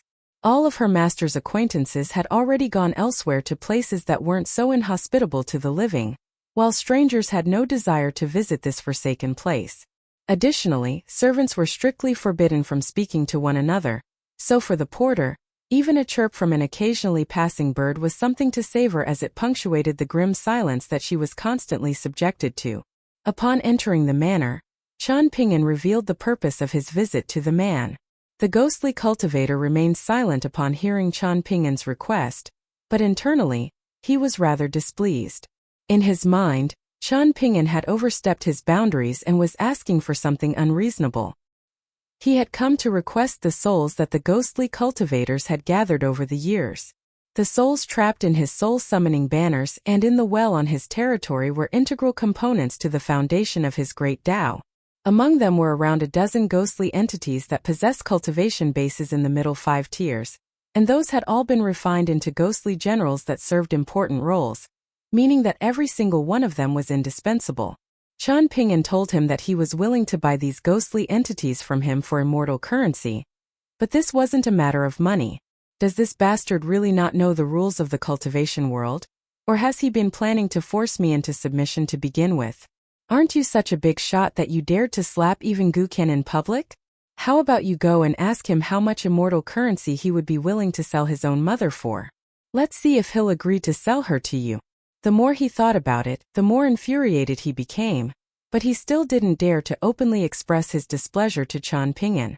After all, at the moment, he was nothing more than a bottom-ranking second-rate guest elder, while Chun Ping'an was an esteemed guest of Lu Jimao's most prized disciple. So if Chun Ping'an were to kill him on the spot here, the former would most certainly suffer zero consequences. Having said that, the ghostly cultivator had a rather unyielding personality, and he informed Chun Ping'an that while it was true that he was a ghostly cultivator who specialized in capturing souls, the one who benefited the most from this wasn't actually himself. Instead, it was Yu Gui, the self-proclaimed Mountain Lake Ghost King of Moonhook Island, one of the subsidiary islands of Cyan Gorge Island. He was once the right-hand man to the master of Moonhook Island, but not only was the first to betray the island, he would always accompany Lu Jimao and Guqian to gather up deceased souls from the battlefields at the conclusion of each battle. Of all of the souls of those who had perished in battle on the islands conquered by Cyan Gorge Island, around 70% to 80% of them had been claimed by him and another naturalist Earth Immortal, who currently presided over Jade Flagon Island, while the ghostly cultivator that Chun Ping'an was speaking to hadn't been able to harvest even a single soul, leaving him with no choice but to buy ghostly entities from these two top-rate Cyan Gorge Island guest elders. There were no deals that were completely out of the question in this world. Ultimately, it came down to whether the buyer was willing to fork out enough money and display enough sincerity. The final verdict from the ghostly cultivator was that even though the prices that Chun Ping'an had offered were just and reasonable, ultimately, these ghostly entities concerned the foundation of his great Tao, so he couldn't just sell them to Chen Ping'an on the spot. Only if Chen Ping'an were willing to do one particular thing for him would he be willing to agree to the deal. After that, he would have to meticulously pick out the ghostly entities that he could afford to sell from his soul-summoning banners and the well on his territory, and only then could the deal take place. After learning what that particular thing was, Chen Ping'an readily agreed. As he passed by the entrance of the manor on his way out, Chen Ping'an bade farewell to the porter by the name of Hong Su. Upon returning to the entrance of Cyan Gorge Island, Chen Ping'an didn't immediately retreat to his room. Instead, he paid another visit to Bejeweled Hairpin Island by boat. Once again he met Island Master Lu Chongrun. As it turned out, the ghostly cultivator with the Ma surname had come from the same nation as Lu Chongrun. However, there was a vast chasm between the statuses of the two, with the latter being the aunt of the fallen empire's final emperor, someone who could have essentially claimed the throne for herself if she so wished, while the former had been nothing more than an imperial chef. As for how the two of them had become acquainted with one another and what stories had unfolded between them, that was of no interest to Chen Ping'an. In any case, the reason why the ghostly cultivator had chosen to pledge his allegiance to Lu Jimao and establish his manor on Cyan Gorge Island was precisely so that he could be closer to Lu Chongrun. Lu Chongrun had been unaware of the depths of Chen Ping'an's cultivation base during his previous visit, so she had denied him entry to her island as a safety precaution. However, in the wake of Chen Ping'an's feats on Cloud Rain Island and in Cloud Pagoda City, she was left rueing her decision, and now that Chen Ping'an had come to visit again, she decided that this was going to be a good opportunity to make amends. Given his unfathomable cultivation base, he could most likely easily wipe out the entirety of Bejeweled Hairpin Island on his own. With that in mind, she had taken the initiative to send a letter to Cyan Gorge Island, inviting Chen Ping'an to visit the treasure jewel pavilion of her Bejeweled Hairpin Island, hoping to atone for her previous mistake so that she didn't bring disaster to herself and her island.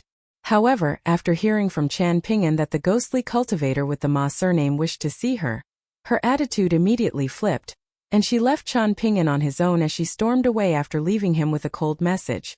If you wish to explore our Bejeweled Hairpin Island, then I'll be sure to personally accompany you.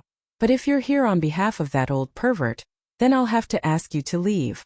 Chen Ping'an could only depart on his boat to seek out Yu Gui. He was one of the most powerful ghostly cultivators in Bamboo Scroll Lake, and his Golden Core tier cultivation base was certainly far superior to that of the Dragon Gate tier ghostly cultivator with the Ma surname. At the moment, he ruled over the entirety of Moonhook Island, and his status was equal to that of Tian Hujuan, with both of them serving as important subordinates under Lu Jimao. In contrast with the ghostly cultivator with the Ma surname, who had completely faded out of the collective memory, Yu Gui was becoming more and more infamous by the day. Moonhook Island was quite a powerful island, and the old Golden Core tier island master had been renowned for being a tough nut to crack. However, Yu Gui had betrayed the old island master and damaged the island's protective array, thereby creating an opening for Lu Jimao and Gu Qin to exploit. All of the Moonhook Island cultivators were caught completely off guard and suffered extremely severe casualties, with Yu Gui becoming the main beneficiary, harvesting a huge number of souls from deceased cultivators of the middle 5 tiers. It was rumored that he was very likely to become the next new nascent tier cultivator of Bamboo Scroll Lake. On top of that, he had taken the old island master's concubines and daughters for himself, and he had been leading a blessed life for the past year. During the celebratory banquet on Cyan Gorge Island, even Lu Jimao had jokingly remarked that Yu Gui was the most enviable person in all of Bamboo Scroll Lake. During the same banquet, Gu Qin had given Yu Gui a big thumbs up, in response to which the latter had hurriedly risen to his feet and proposed a toast to the former. Gu Qin barely ever displayed any benevolence toward any of the guest elders of the island, so this was a very rare honor indeed. Upon reaching the shore of the Moonhook Island, Chen Ping'an pulled out his day and night wandering deity true body talisman, and summoned the pair of wandering deity puppets, then stepped ashore completely unannounced. This was a very Bamboo Scroll Lake way of doing things, and he was no longer the innocuous accountant who was polite and friendly to everyone that he met. Yu Gui had originally intended to put on a bit of a show of authority, but he was so frightened by this gesture from Chen Ping'an that he had immediately come scurrying out to meet him. He had been terrified that Chen Ping'an had come to exact a killing spree for whatever reason on his island, So he was very relieved to hear that he had only come here to purchase some unimportant entities. At the same time, he also gave Qian Ping'an many justifications for his past actions in a roundabout manner. It was unclear whether any of these stories were true, but Yu Gui certainly did his very best to make them sound as convincing as possible. Qian Ping'an patiently listened to Yu Gui's gripes, and only after Yu Gui had completely run out of sob stories did Qian Ping'an steer the conversation toward the subject of purchasing souls. Perhaps it was because Yu Gui was far wealthier than the ghostly cultivator with the Ma surname and had more souls to spare, or perhaps it was because he simply possessed superior foresight. In any case, he was much more happy to sell what he had to Qian Ping'an, and for some souls that were in very incomplete states, he virtually gave them to Qian Ping'an free of charge. If it weren't for the fact that he was no longer a pathetic little cultivator that had to go and scavenge for lowly souls in graveyards and ancient battlegrounds to use for the refinement of his bonded items, those incomplete souls would have already all been refined. After all, ghost generals and ghost kings all required loose souls for sustenance. Qian Ping'an also asked him some questions about soul-nurturing talismans, and Yu Gui naturally answered such inconsequential questions with full transparency, terrified that any lie that he told would lead to his instant demise at the hands of the two puppets standing behind Qian Ping'an. There wasn't a single Earth immortal in Bamboo Scroll Lake who hadn't heard about the one-sided massacre that had taken place outside Cloud Pagoda City with Qian Ping'an as the perpetrator, and all of them had begun making preparations in case Qian Ping'an were to come after them for some reason someday.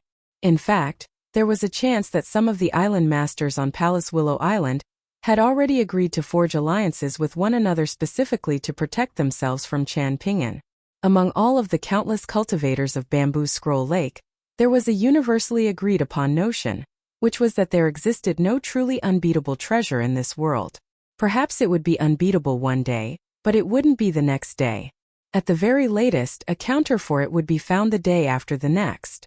Qian Ping'an turned down Yu Gui's offer to escort him to the dock, opting to return to his boat on his own.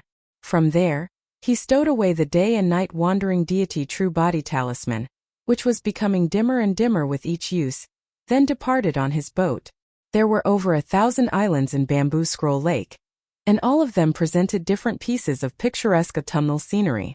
Qian Ping'an was in no hurry to return to Cyan Gorge Island, so he stopped the boat in the middle of the lake, then took a sip of wine from his sword-nurturing gourd to reinvigorate himself. After strapping the sword-nurturing gourd back to his waist, he began to observe the scenery around him. The scholarly sage had once said that no exceptional man was born exceptional. Rather, they became exceptional for their ability to use the resources around them. That was why Qian Ping'an had sent 3 letters to 3 different people. It was also why he had been using the day and night wandering deity True Body Talisman in such a decisive manner, even at the expense of draining its power, and why he had forced Sword Immortal to come out its scabbard against its will. At this point, Qian Ping'an had come to realize that the principles of world had barriers to accessibility. Principles that were too inaccessible were often disregarded as too profound or complex, while principles that were too accessible were seen as excessively simple and mundane. As for those in between, they were never the true foundational principles of the world. Ultimately, it came down to how one viewed the world deep down in their heart. For example, Guqian's mother never believed in karma, while Qian Ping'an always had. This was the fundamental difference between their mindsets, and that was why their worldviews differed so drastically.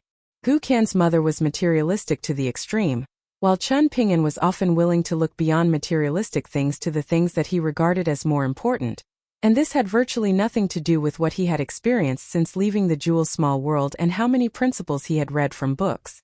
If one were to delve even deeper, then that would concern a person's barest and simplest view of the world. Concerning the so-called critical principle proposed by Cui Qian Ping'an had actually already considered everything to this level of depth, but ultimately, he had decided to stop and turn back. There was no benefit to be derived in thinking excessively about such matters. At the moment, Qian Ping'an had no choice but to set aside his fist and sword technique practice. Even thoughts of the all-important 10-year and 60-year promises had to be banished from his mind for one, and as a result, he naturally had more time to think about other things and to observe Bamboo Scroll Lake. He wanted to see more and see further than back when he was standing at the railing of the Purple Sun residence in the Yellow Court Nation. For example, the current Chunpingen could confidently assess that Bamboo Scroll Lake was a place that was sure to be fought over by the most dominant powers on the continent.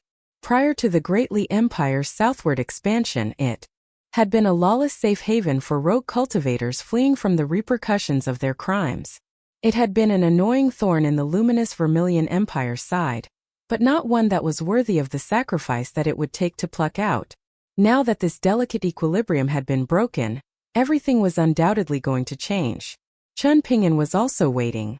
Whether it be the nearest luminous Vermilion Empire claiming Bamboo Scroll Lake first, or the Great Li Empire getting there before its fiercest rival, or perhaps Lakeview Academy would step in as mediator, unwilling to allow either side to become too powerful.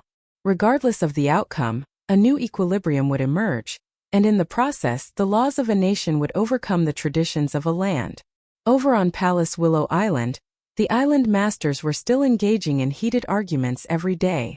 This was a very rare sight in Bamboo Scroll Lake, as under normal circumstances, everything was settled in battle, not words.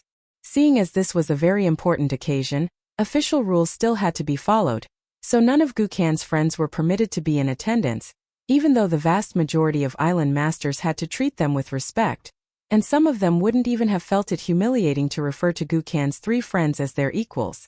Recently, Palace Willow Island had been absolutely packed to the rafters, mostly by the island masters and their entourages. In the wake of the untimely demise of the female cultivator, who had served as the previous ruler of the cultivation world of Bamboo Scroll Lake, Palace Willow Island had already been left uncared for the past 2 centuries. Only some elderly vagrant cultivators who felt indebted to her would occasionally send people to clean up the island. Otherwise, the island would have already been reduced to a set of overgrown ruins reclaimed by nature. The old master of Palace Willow Island was the only vagrant cultivator of the upper 5 tiers of the eastern treasured Vile continent, Lu Laocheng. He came from a no-name place called Wasptail Ferry Station in the southeastern region of the eastern treasured Vile continent, and he first became renowned across the entire continent when he reached the Gold Core tier on a walkway suspended between a pair of mountains in a small immortal sect. According to the rules established by the Confucian Academy, Lu Laocheng was entitled to found his own sect after reaching the upper 5 tiers, but all he did was instate a female cultivator of Bamboo Scroll Lake who had very close ties with him as the ruler of the cultivation world, while he himself departed from Bamboo Scroll Lake to travel the land in a seemingly aimless fashion, and he was never heard from again. All hopes of a unified Bamboo Scroll Lake were dashed in the wake of his departure, and everything became a fragmented mess once again, thereby facilitating the meteoric rise of Lu Jimao and Cyan Gorge Island, allowing a lawless little foreign brat like Gu Ken to wreak havoc as he pleased in Bamboo Scroll Lake. As autumn transitioned to winter, Chunpingen began to pay frequent visits to the ghostly cultivator with the Ma surname, the Treasure Jewel Pavilion on Bejeweled Hairpin Island, and Yu Gui of Moonhook Island. Right as Chunpingen felt like an outcome was finally about to be reached on Palace Willow Island, an astonishing turn of events unfolded on Hibiscus Mountain of Bamboo Scroll Lake. The cultivation base of Hibiscus Mountain's island master wasn't all that impressive, but Hibiscus Mountain had always been a subsidiary island to Heavenly Governess Island, which was one of the large islands opposed to Lu Jimao's instatement as ruler of the cultivation world. Hibiscus Mountain was renowned in the central region of the eastern treasured Vile continent for producing hibiscus stone, an exceptional material for crafting seals, and it was situated on the outskirts of Bamboo Scroll Lake near Green Parasol City, one of the lake's 4 major border cities. One night a massive fire erupted as a battle no less ferocious than one between a pair of nascent tier cultivators took place. Around a dozen unidentified cultivators had infiltrated the island, and they had been met with the cultivators of Hibiscus Mountain. The battle had given off such radiant light that it had illuminated almost the entirety of Bamboo Scroll Lake, and its centerpiece was a gargantuan lantern that had hung high up in the night sky above the lake, almost outshining the moon. In the end, a fiery dragon that was several thousand feet in length had appeared on the summit of Hibiscus Mountain, shaking the entire landscape around it. All of the island masters on Palace Willow Island, who had intended to travel to Hibiscus Mountain to see what was happening there, were immediately deterred by the sight of the almighty fiery dragon. All of a sudden, everyone was looking at Lu Jimao with an even greater degree of fear and apprehension than before. The island master of Hibiscus Mountain was absolutely crestfallen, while the island master of Heavenly Governess Island was livid, loudly denouncing Lu Jimao for breaking the rules by attacking Hibiscus Mountain during the election. Lu Jimao defended himself by stating that he wasn't an idiot, and that it would have taken a fool to turn all of the island masters against him at a time, just to attack an island as insignificant as Hibiscus Mountain. However, the island master of Heavenly Governess Island refused to relent, continuing to hurl abuse at Lu Jimao without restraint. Lu Jimao was certainly not the tolerant type, and a battle quickly broke out between the two. The master of Heavenly Governess Island wasn't a nascent tier cultivator, but she did possess an extremely rare treasure. That night, Gu Kan and Tan Shui stood alongside one another as they observed the almighty fiery dragon on Hibiscus Mountain. "What do you think?" Gu Kan asked with a smile. Tan Shui licked its lips as it replied, "If I can eat it, perhaps I can go straight to the upper 5 tiers, and I won't be hungry for at least a century." "What are your chances of victory?" Gu Kan asked with an excited gleam in his eyes. Tan Shui stared intently at the fiery dragon on Hibiscus Mountain, and it couldn't help but salivate, so it had to clasp a hand over its own mouth as it smiled and replied, "If it's just the two of us in a battle without any outside interference, I'd say I have a 60:40 chance of winning here in Bamboo Scroll Lake." Gu Kan thought about it for a moment, then decided, "Things aren't so simple. Let's listen to Chan Pingyan and remain patient for now." The fact that those people chose to act now clearly indicates that they must have some type of plan. "Should I dive to the lake bed and sneak over to Hibiscus Mountain to take a look? That's all I do," Tan Shui suggested in an eager manner. Gu Kan shook his head in response. "It would be best not to do that in case you run into trouble. Lu Jimao and I will devise a plan once the information from that end reaches Cyan Gorge Island. Lu Jimao may not be willing to see me make another breakthrough," Tan Shui said in a pitiable manner. Gu Kan's eyes narrowed slightly as he asked in a quiet voice, "Then what if Lu Laocheng of Palace Willow Island appears? Do you think my master will still be able to stand by and do nothing then? Has Lu Laocheng returned to Bamboo Scroll Lake in secret?" Tan Shui asked as it cocked its head to the side. "If that can be confirmed to be the case, then you'll have an opportunity for a massive feast, one that'll leave you full for at least a century," Gu Kan grinned. "Even if Lu Laocheng hasn't returned to Palace Willow Island, I'll make sure that he appears in a certain city in Bamboo Scroll Lake. When that time comes, Tian Hujuan, Lu Laocheng, Yuan Yugui, all of those people will come in useful. If we're gonna make a move, then we may as well make it a big one."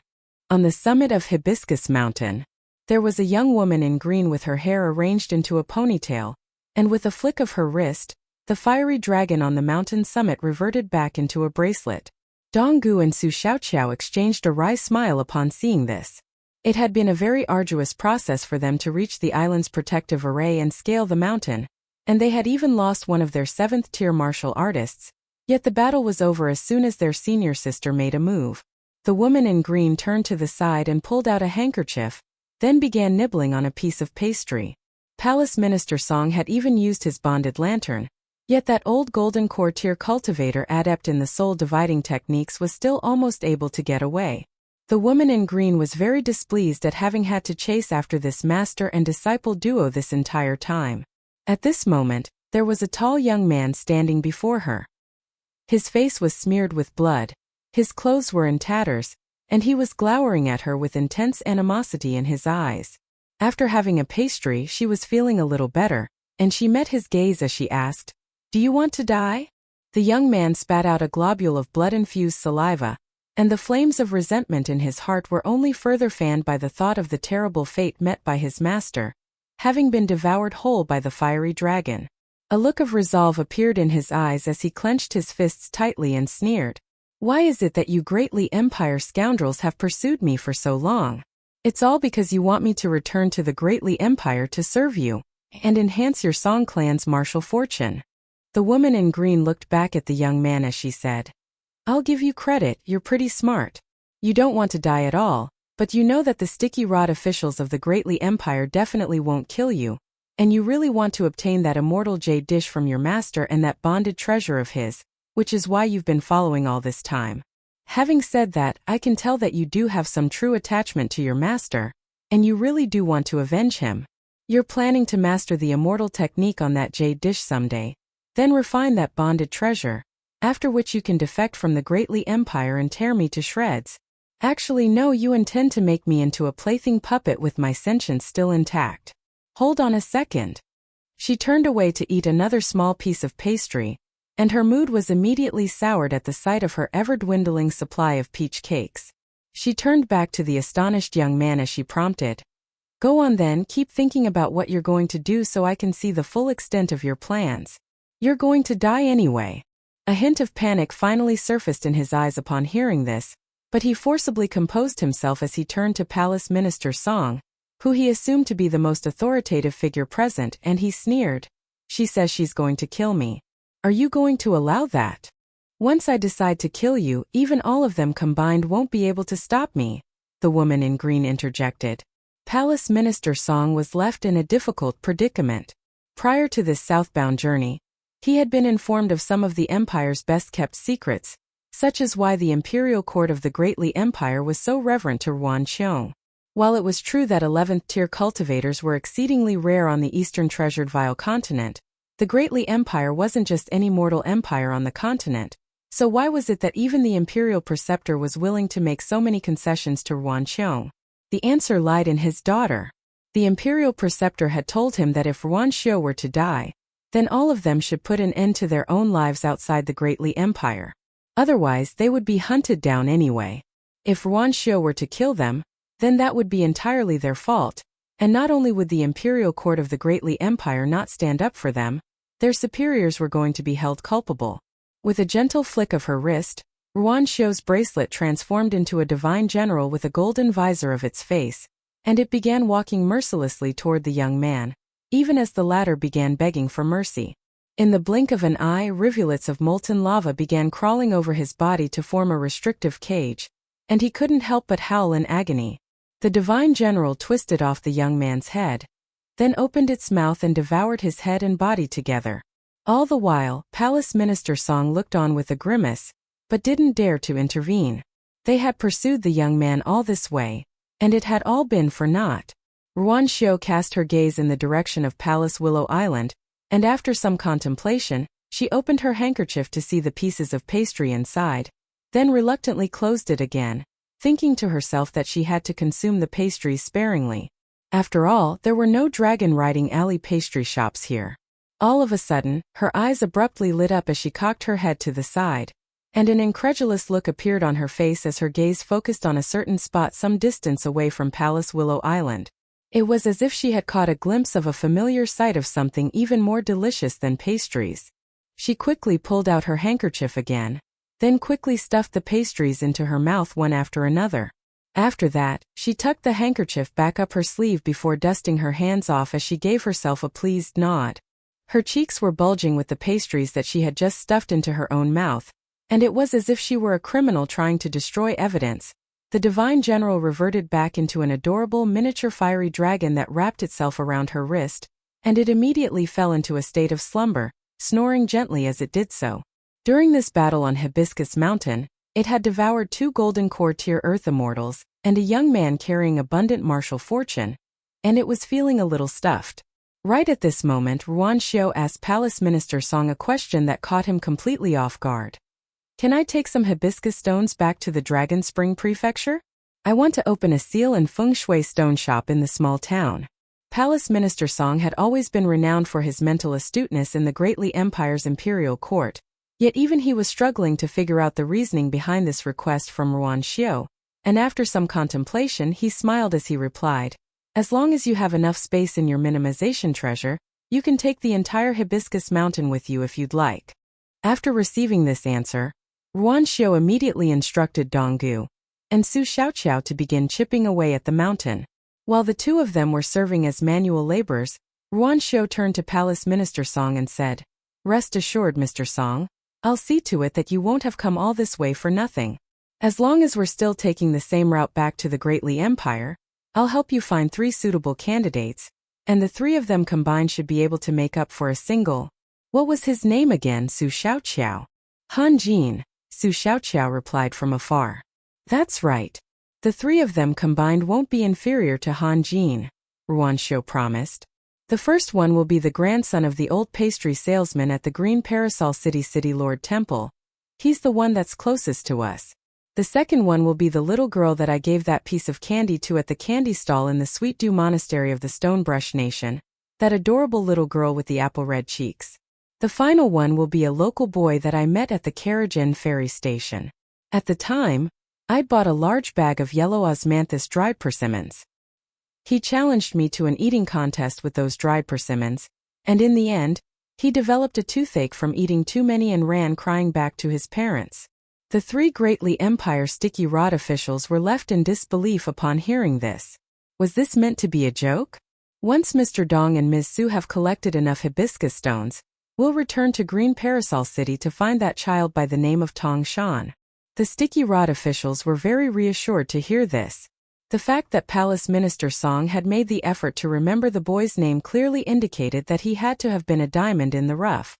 Ruan Xiu cast her gaze toward Palace Willow Island, and as she did so, the miniature fiery dragon on her wrist also opened its eyes and turned in the same direction.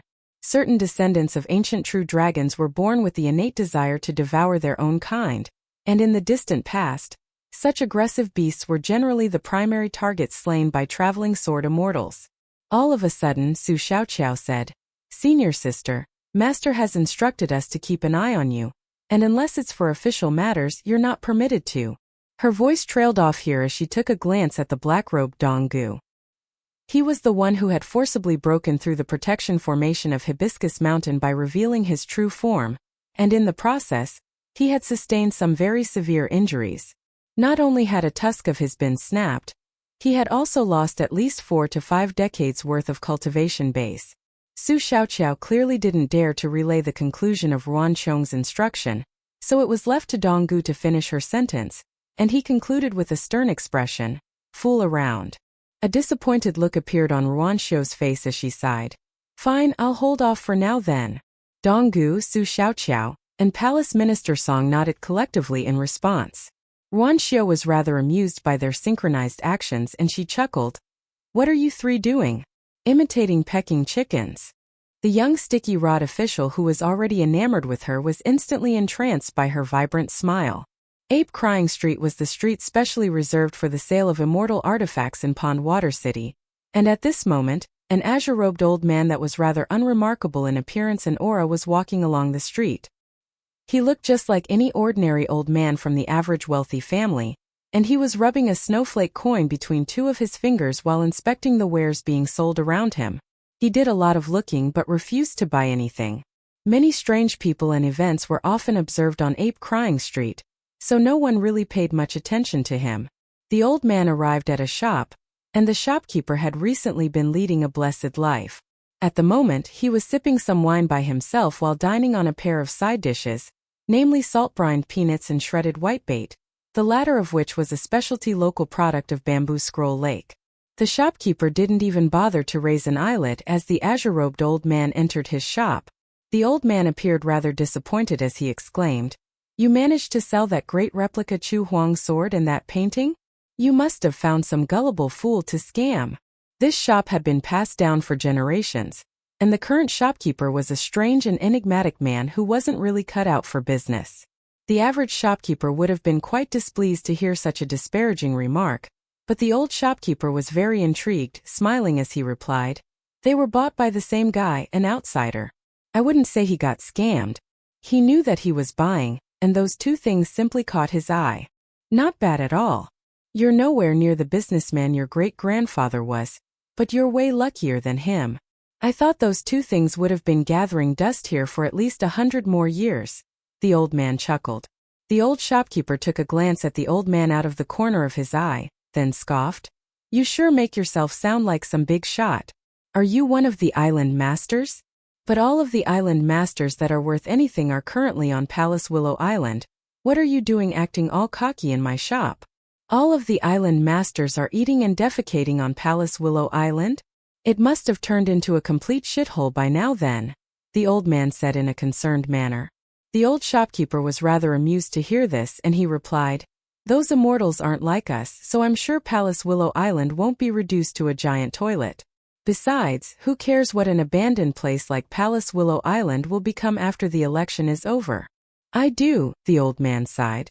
The old shopkeeper became even more intrigued upon hearing this, and he beckoned to the old man as he offered, "Care for a drink? It sounds like you have a story to share." "I'm not drinking that stuff's not much better than sewage," the old man replied with a shake of his head. "Suit yourself then," the old shopkeeper scoffed. "You know what? I'm kind of fond of your shitty personality. Take a look and see if there's anything in my shop that catches your eye.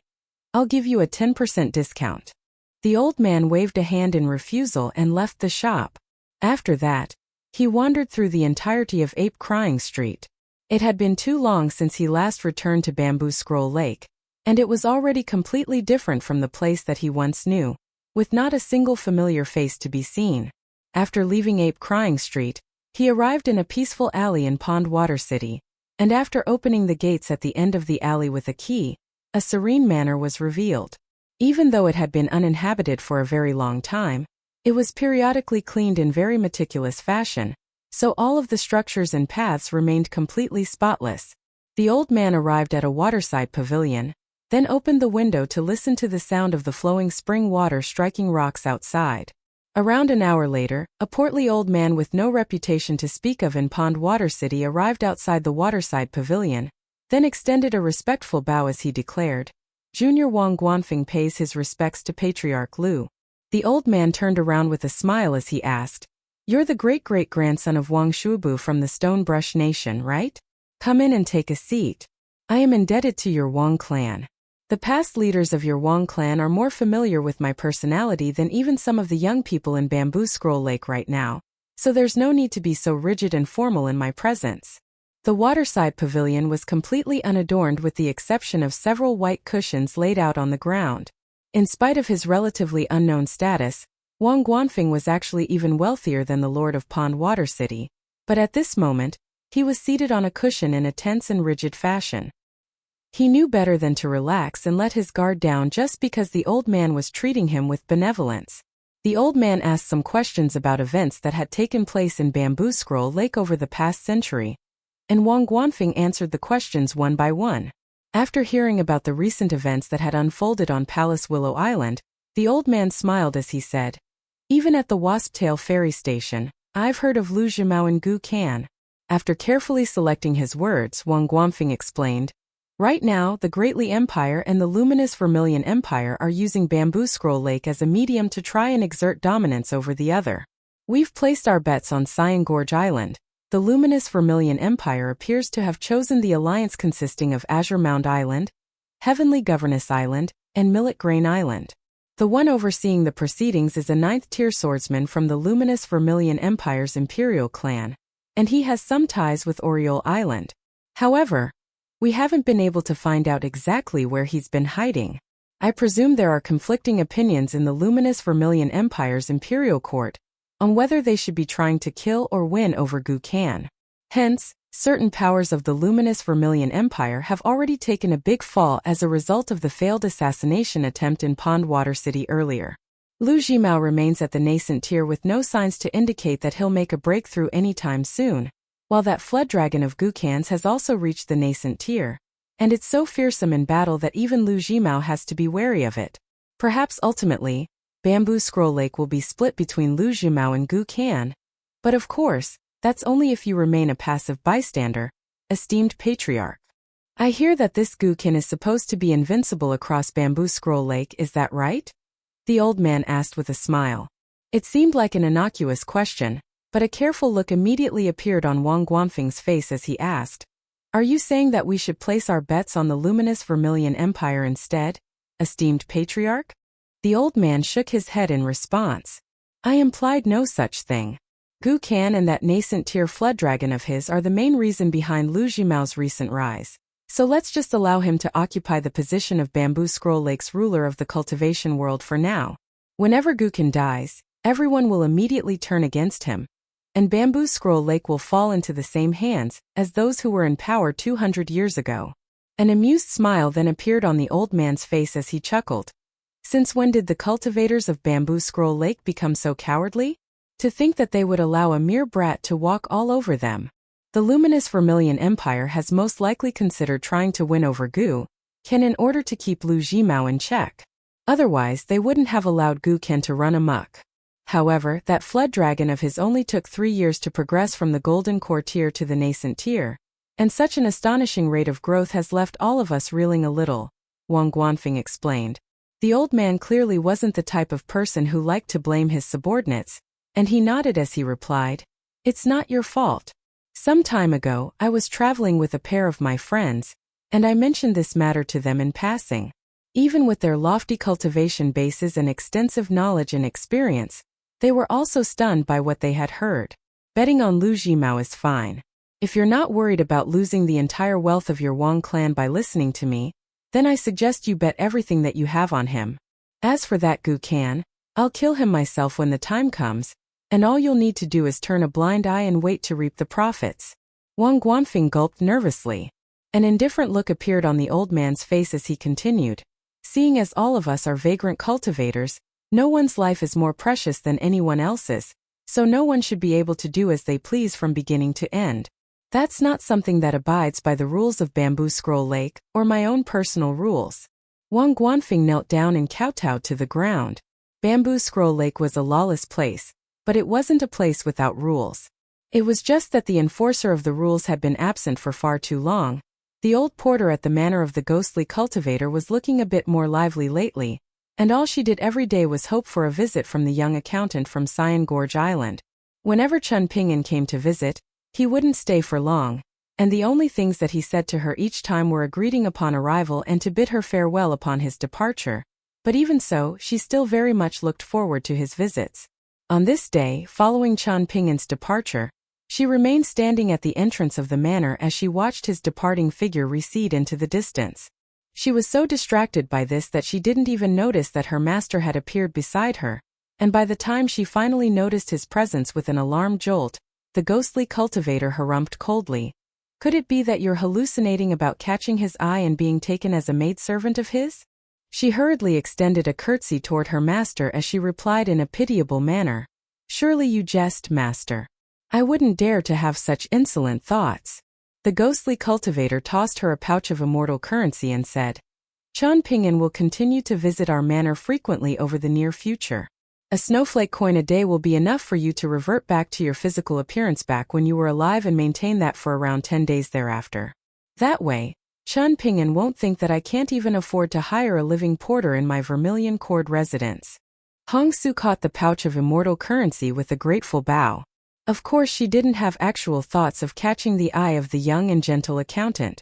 When it came to the women of the world, they didn't necessarily have to like a man no matter how good he was, and they weren't guaranteed to dislike a man no matter how bad he was. Whoever the matchmaker of the heavens was, they had to have been a very mischievous character. Hong Su was forced to reside in this deathly manor day after day, year after year, and it was so boring that she felt like she could go mad, so she was very appreciative of the presence of a young man like Chun Ping'an.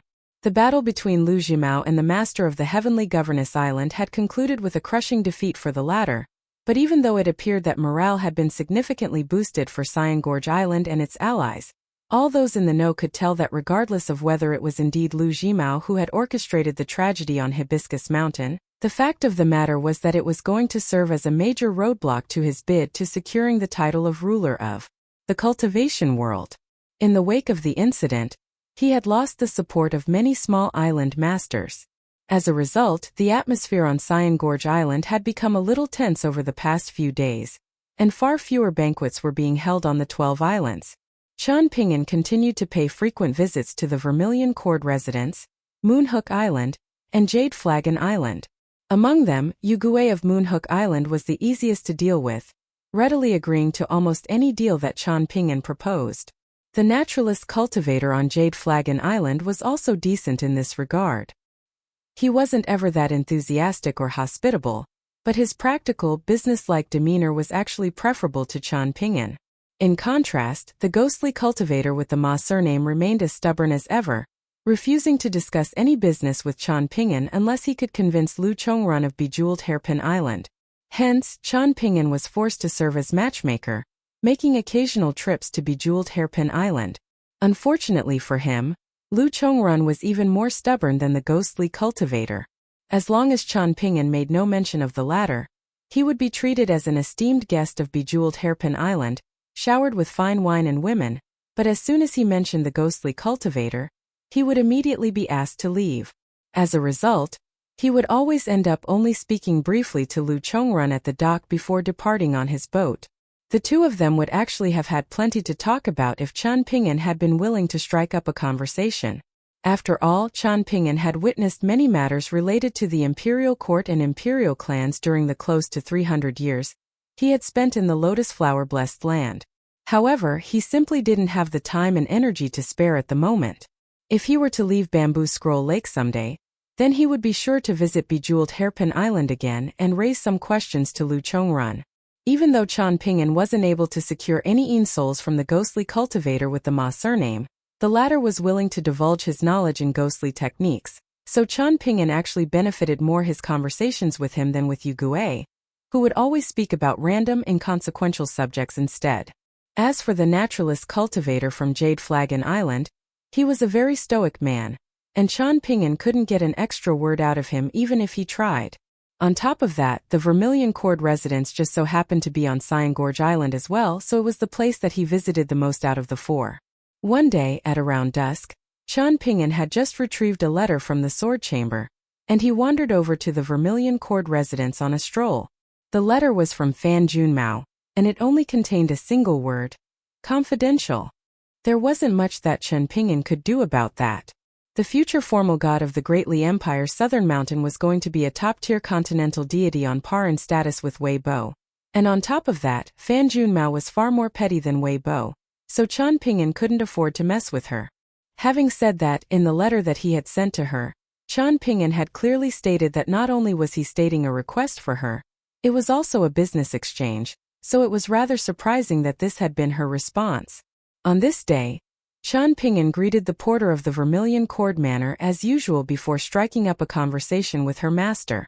Hong Su had already reverted to the appearance of a 40-year-old woman, yet Chan Ping'an hadn't treated her any differently or even made any mention of her transformation.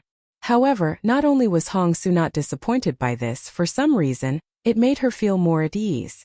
Following Chan Ping'an's departure from the Vermilion Cord residence, he noticed Gu Kan and Tan Shui standing at the end of the small path. Gu Kan asked if Chan Ping'an had time to join them for a home-cooked meal that night, to which Chan Ping'an responded that he couldn't. He still had to visit a couple of islands that were quite far away from Cyan Gorge Island, and it was definitely going to be very late by the time that he was back, so a meal would be out of the question. Gu Kan was a little disappointed, but Chan Ping'an spoke no further on the matter. Gu Kan accompanied Chan Ping'an to the room at the entrance of the island, then suddenly asked, "Chan Ping'an, you're holding a grudge against my mother, aren't you?" Chan Ping'an patted him on the head as he replied, "Don't think too much about such matters. If I have a problem with your mother, then I'll find the time to speak to her about it, but rest assured I won't speak ill of your mother in your presence." Gu Kan departed with Tan Shui, while Chan Ping'an returned to the books and files in his room. In the tall building in Pond Water City, Chui Chan set down a secret letter addressed to him as a contemplative look appeared on his face.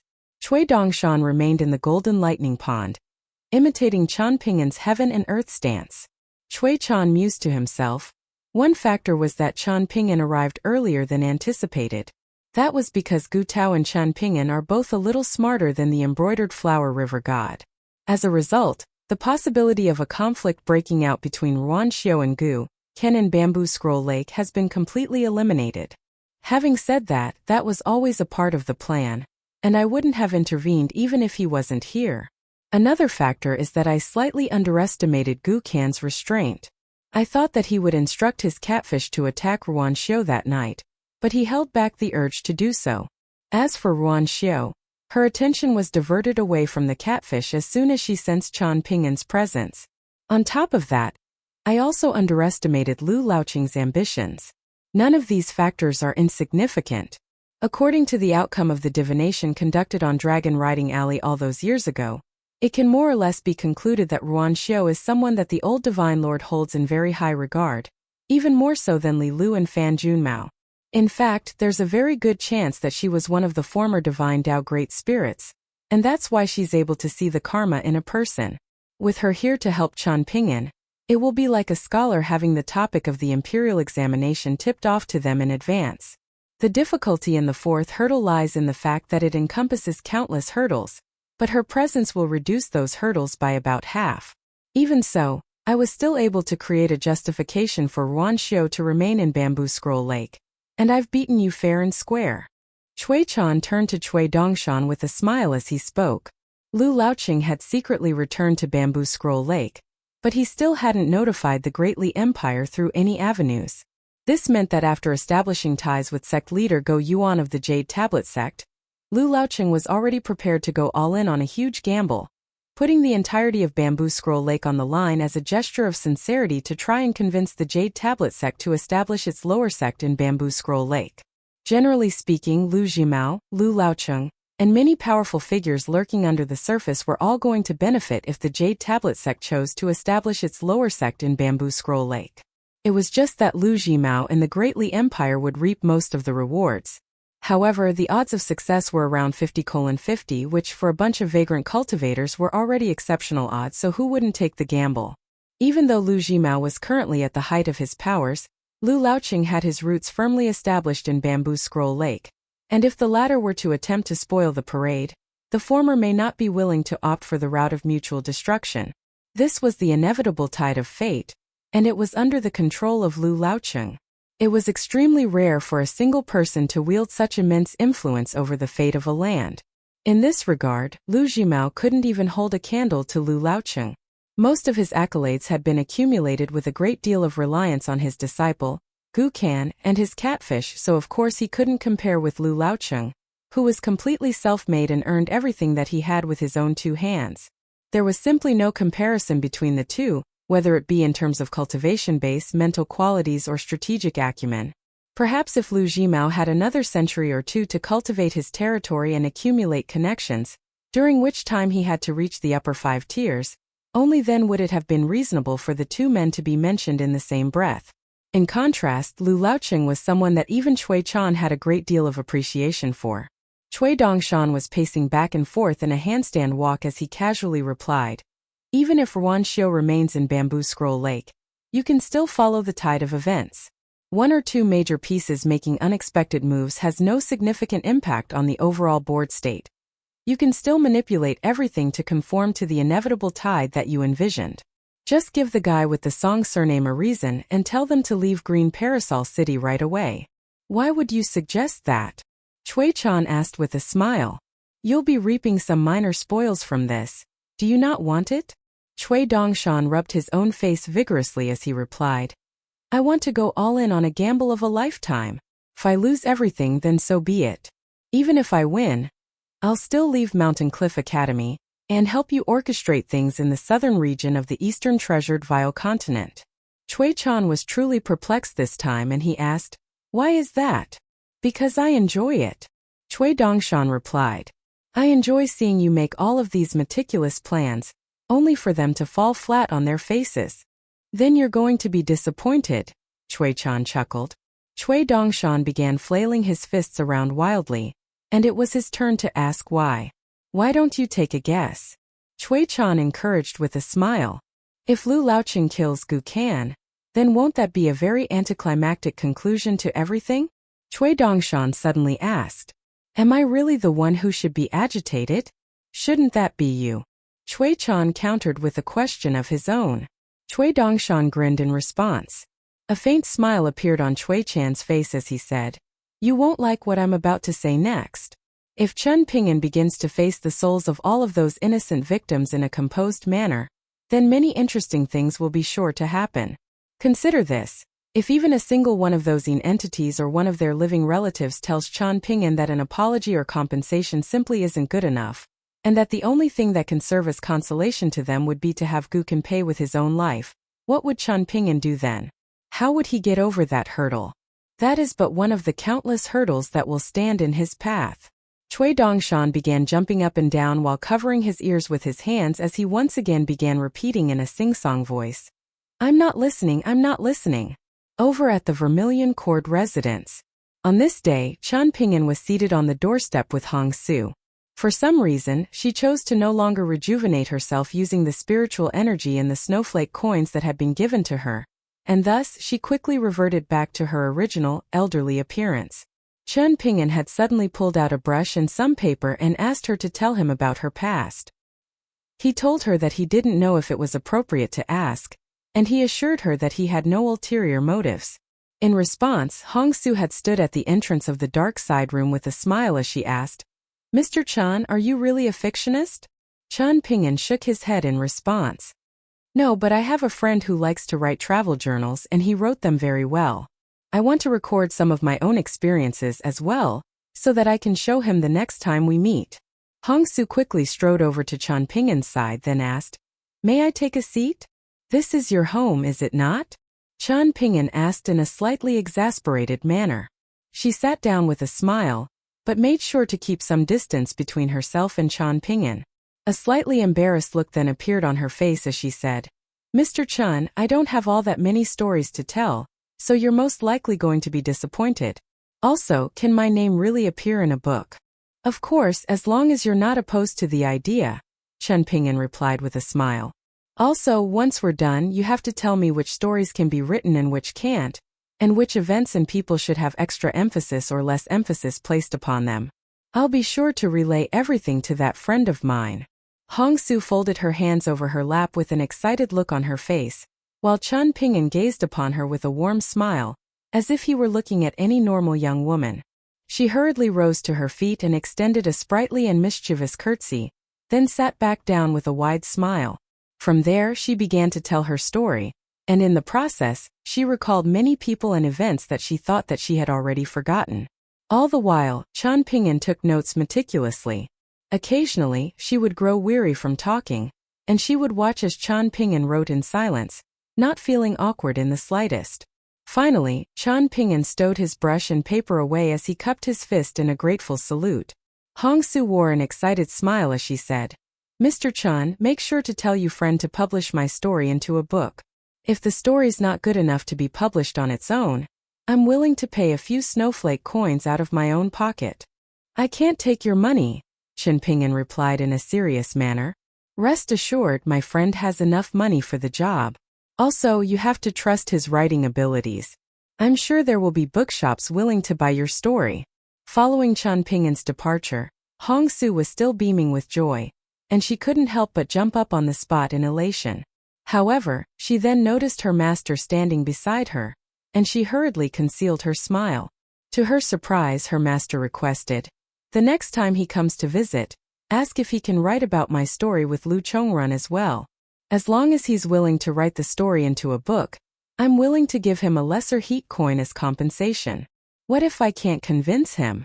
Will you punish me, master?" Hongsu asked in a fearful manner.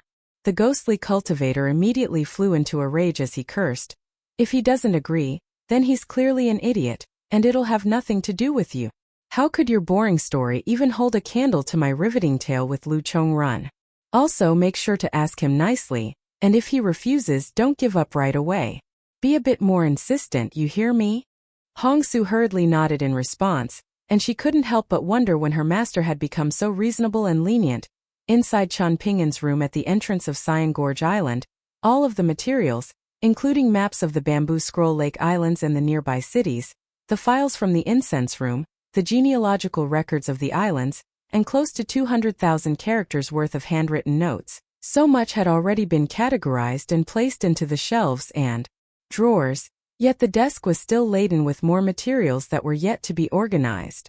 Inside the room was a desk, a row of shelves placed along the wall, and a dining table. Aside from that, there was only a chair, 2 benches, and a stool. Gukan continued to visit the room frequently from the end of autumn into winter, and each time he did, he always liked to sit at the entrance of the room for a very long time, either to nap under the sun or chat with Tan Shui. While visiting an island by the name of Purple Bamboo Island, Chen Ping'an had requested 3 bamboo poles from the island master, 2 large and 1 small. The 2 large ones had been fashioned into a pair of small bamboo chairs, while the small one had been roasted and polished into a fishing pole. The 2 bamboo chairs had been crafted to make Gukan and Tan Shui more comfortable during their visits, while the fishing pole was naturally for fishing purposes, but Chen Ping'an was never able to find the time to do any fishing. On this night, Chen Ping'an opened his hamper and ate his meal in silence. He was still awaiting the return letter from Peace and Tranquility Mountain. Weibo had already given him all of the answers, and it wasn't that he didn't trust Weibo, but what he was about to do next was something of the utmost importance, so no amount of verifying and double-checking would be too much. However, given that Peace and Tranquility Mountain was on the Parasol Leaf continent, this was an intercontinental correspondence, and it wasn't out of the question for an intercontinental letter by Flying Sword to simply disappear for one reason or another. Hence, Qian Ping'an was already prepared for the worst, and in the worst-case scenario, he would get Weibo to send another letter to Zhong Kuei of Peace and Tranquility Mountain in his stead. If this had been his first time traveling the world, perhaps even if he had these connections, he would have still relied solely on his own, as troubling others wouldn't have sat right with him. But things were different now. After his meal, Qian Ping'an closed the hamper, then opened a report and began to browse through it. The report contained some interesting events that had taken place in Bamboo Scroll Lake at the time, and it was similar in nature to the official reports sent by provincial governors to government offices. Back in the 100 Flower Garden Inn in the Azure Phoenix Nation, Qian Ping'an witnessed this type of report before, and he recalled finding it quite remarkable at the time. Now that he had been staying in Bamboo Scroll Lake for a long time, he had begun to do as the locals did and asked Guqian to fetch him copies of these reports. As soon as a new one was released, it would immediately be sent to his room. Interesting events took place virtually every single day on Palace Willow Island, and the very next day, those events would be known across the entirety of Bamboo Scroll Lake. This phenomenon was attributable to a place by the name of Willow Catkin Island. The cultivators of the island, from its island master to its external disciples and even down to its servants, were virtually never on the island. Instead, they spent all day wandering around outside their island, and they made a living by gathering and selling all types of information, some of which was embellished for dramatic effect. On top of that, they would also deliver immortal reports to the wealthy and powerful clans on half of the islands in Bamboo Scroll Lake, as well as the 4 major lakeside cities. If it turned out to be a slow day, then the reports would be quite small, perhaps only the size of a piece of tofu, and they would also be cheaper, starting at a minimum of 1 snowflake coin per copy. If there were many events to report on, then the reports could be as large as maps and cost up to around a dozen snowflake coins. The particular report that Qian Ping'an was currently reading was mostly dedicated to detailing the recent events that had taken place on Palace Willow Island. There were also some descriptions about the remarkable aspects of some islands that had recently risen through the ranks, as well as stories about new and interesting events that had taken place on some older and more well-established islands. For example, following his latest outing, the old ancestor of Jade Bridge Island had returned with an exceptional cultivation prodigy that had immense natural talent for Taoist talismans. Another example was the story of how a previously unknown young female cultivator of the Waterfall Nunnery on Wintersweet Island had benefited immensely from puberty, transforming into a stunning young beauty. Wintersweet Island had released enchanted picture scrolls of her, and in the first month alone, countless wealthy cultivators had been clamoring to see her and shower her with immortal currency. As a result, the spiritual energy on Wintersweet Island had been boosted by over 10%. There was also an inspirational underdog story about a mediocre cultivator on Cloud Cave Island, who had already been counted out by everyone, but enjoyed a meteoric rise and became the next Golden Core Tier Earth Immortal to emerge from Bamboo Scroll Lake after Tian Hujuan. Prior to this, Cloud Cave Island wasn't even entitled to attend the election being held on Palace Willow Island, but recently, it had been demanding that a chair be prepared for them. Otherwise, they proclaimed that regardless of the outcome of the election, it would be illegitimate due to the absence of their Cloud Cave Island. Qian Ping'an was very intrigued by all these interesting stories, and after reading through the report once, he couldn't help but read through it a second time. The young female cultivator on Wintersweet Island mentioned in the report had been reserved a small section on the report by the cultivators of Willow Catkin Island, and a technique similar to the rubbing technique employed on the Ceremony Mountain ship had been used to create a very lifelike portrait of her. In the portrait, the woman was standing beside a floral tree in the Waterfall Nunnery, and she was indeed quite captivating. However, Qian Ping'an couldn't help but wonder if her appearance had been altered using face replacement, secret techniques. If Zhu Lian and the old man with the Go surname had been present, they would have most likely been able to tell right away. Qian Ping'an had begun purchasing these reports quite late, so he was unaware that prior to the tragic massacre on Hibiscus Mountain, All of the stories pertaining to the mysterious accountant on Cyan Gorge Island had been providing Willow Catkin Island with the majority of its income. Of course, Willow Catkin Island didn't dare to overly embellish the stories, and they made sure to heap praise on Chan Ping'an wherever possible. Otherwise, they were afraid that Gu Qin would lay waste to their island with Tan Shui. In the past, Willow Catkin Island had suffered severe consequences from its reporting. In fact, ever since its ancestral hall was established 500 years ago, it had already been forced to move thrice. On one of those occasions, they had been left in such a terrible financial state that they had to rent a plot of land from another island to serve as their territory. The first move was necessitated by a strongly worded report written by a cultivator in the early stages of Willow Catkin Island's existence. The report had irked the illegitimate child of the ruler of the cultivation world at the time. The second incident took place 300 years ago, and on that occasion Lu Laoqing had been irked by a story about him and his female disciple. Even though the story only had good things to say about the two of them, painting them out to be an enviable couple that defied conventions and rigid social norms, they were still paid a personal visit by Lu Laoqing. It was a completely innocuous visit with no violence involved, but the cultivators of Willow Catkin Island were so terrified that they changed islands the very next day as a gesture of apology. On the third occasion, a report had mistakenly printed Lu Jimao's Dao title as the river-severing Heavenly Lord rather than the river-severing True Lord, reducing Lu Jimao to the laughingstock of the entirety of Bamboo Scroll Lake overnight. Lu Jimao had stormed onto Willow Catkin Island and demolished its ancestral hall. That was the most devastating ordeal suffered by Willow Catkin Island to date, and by the time the stunned Willow Catkin Island cultivators had returned sufficiently to their senses to conduct an internal investigation, they discovered that the writer of that report had run away.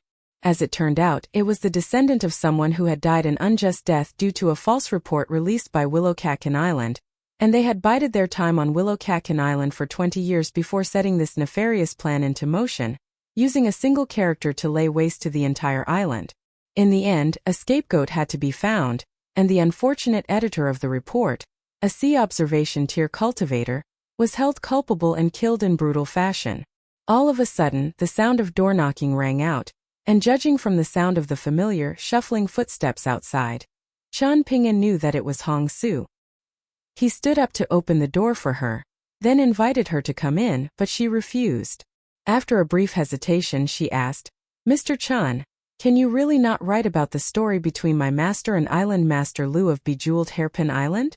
All right, I'll listen to Ma Yuanji's story the next time I go to visit your manor."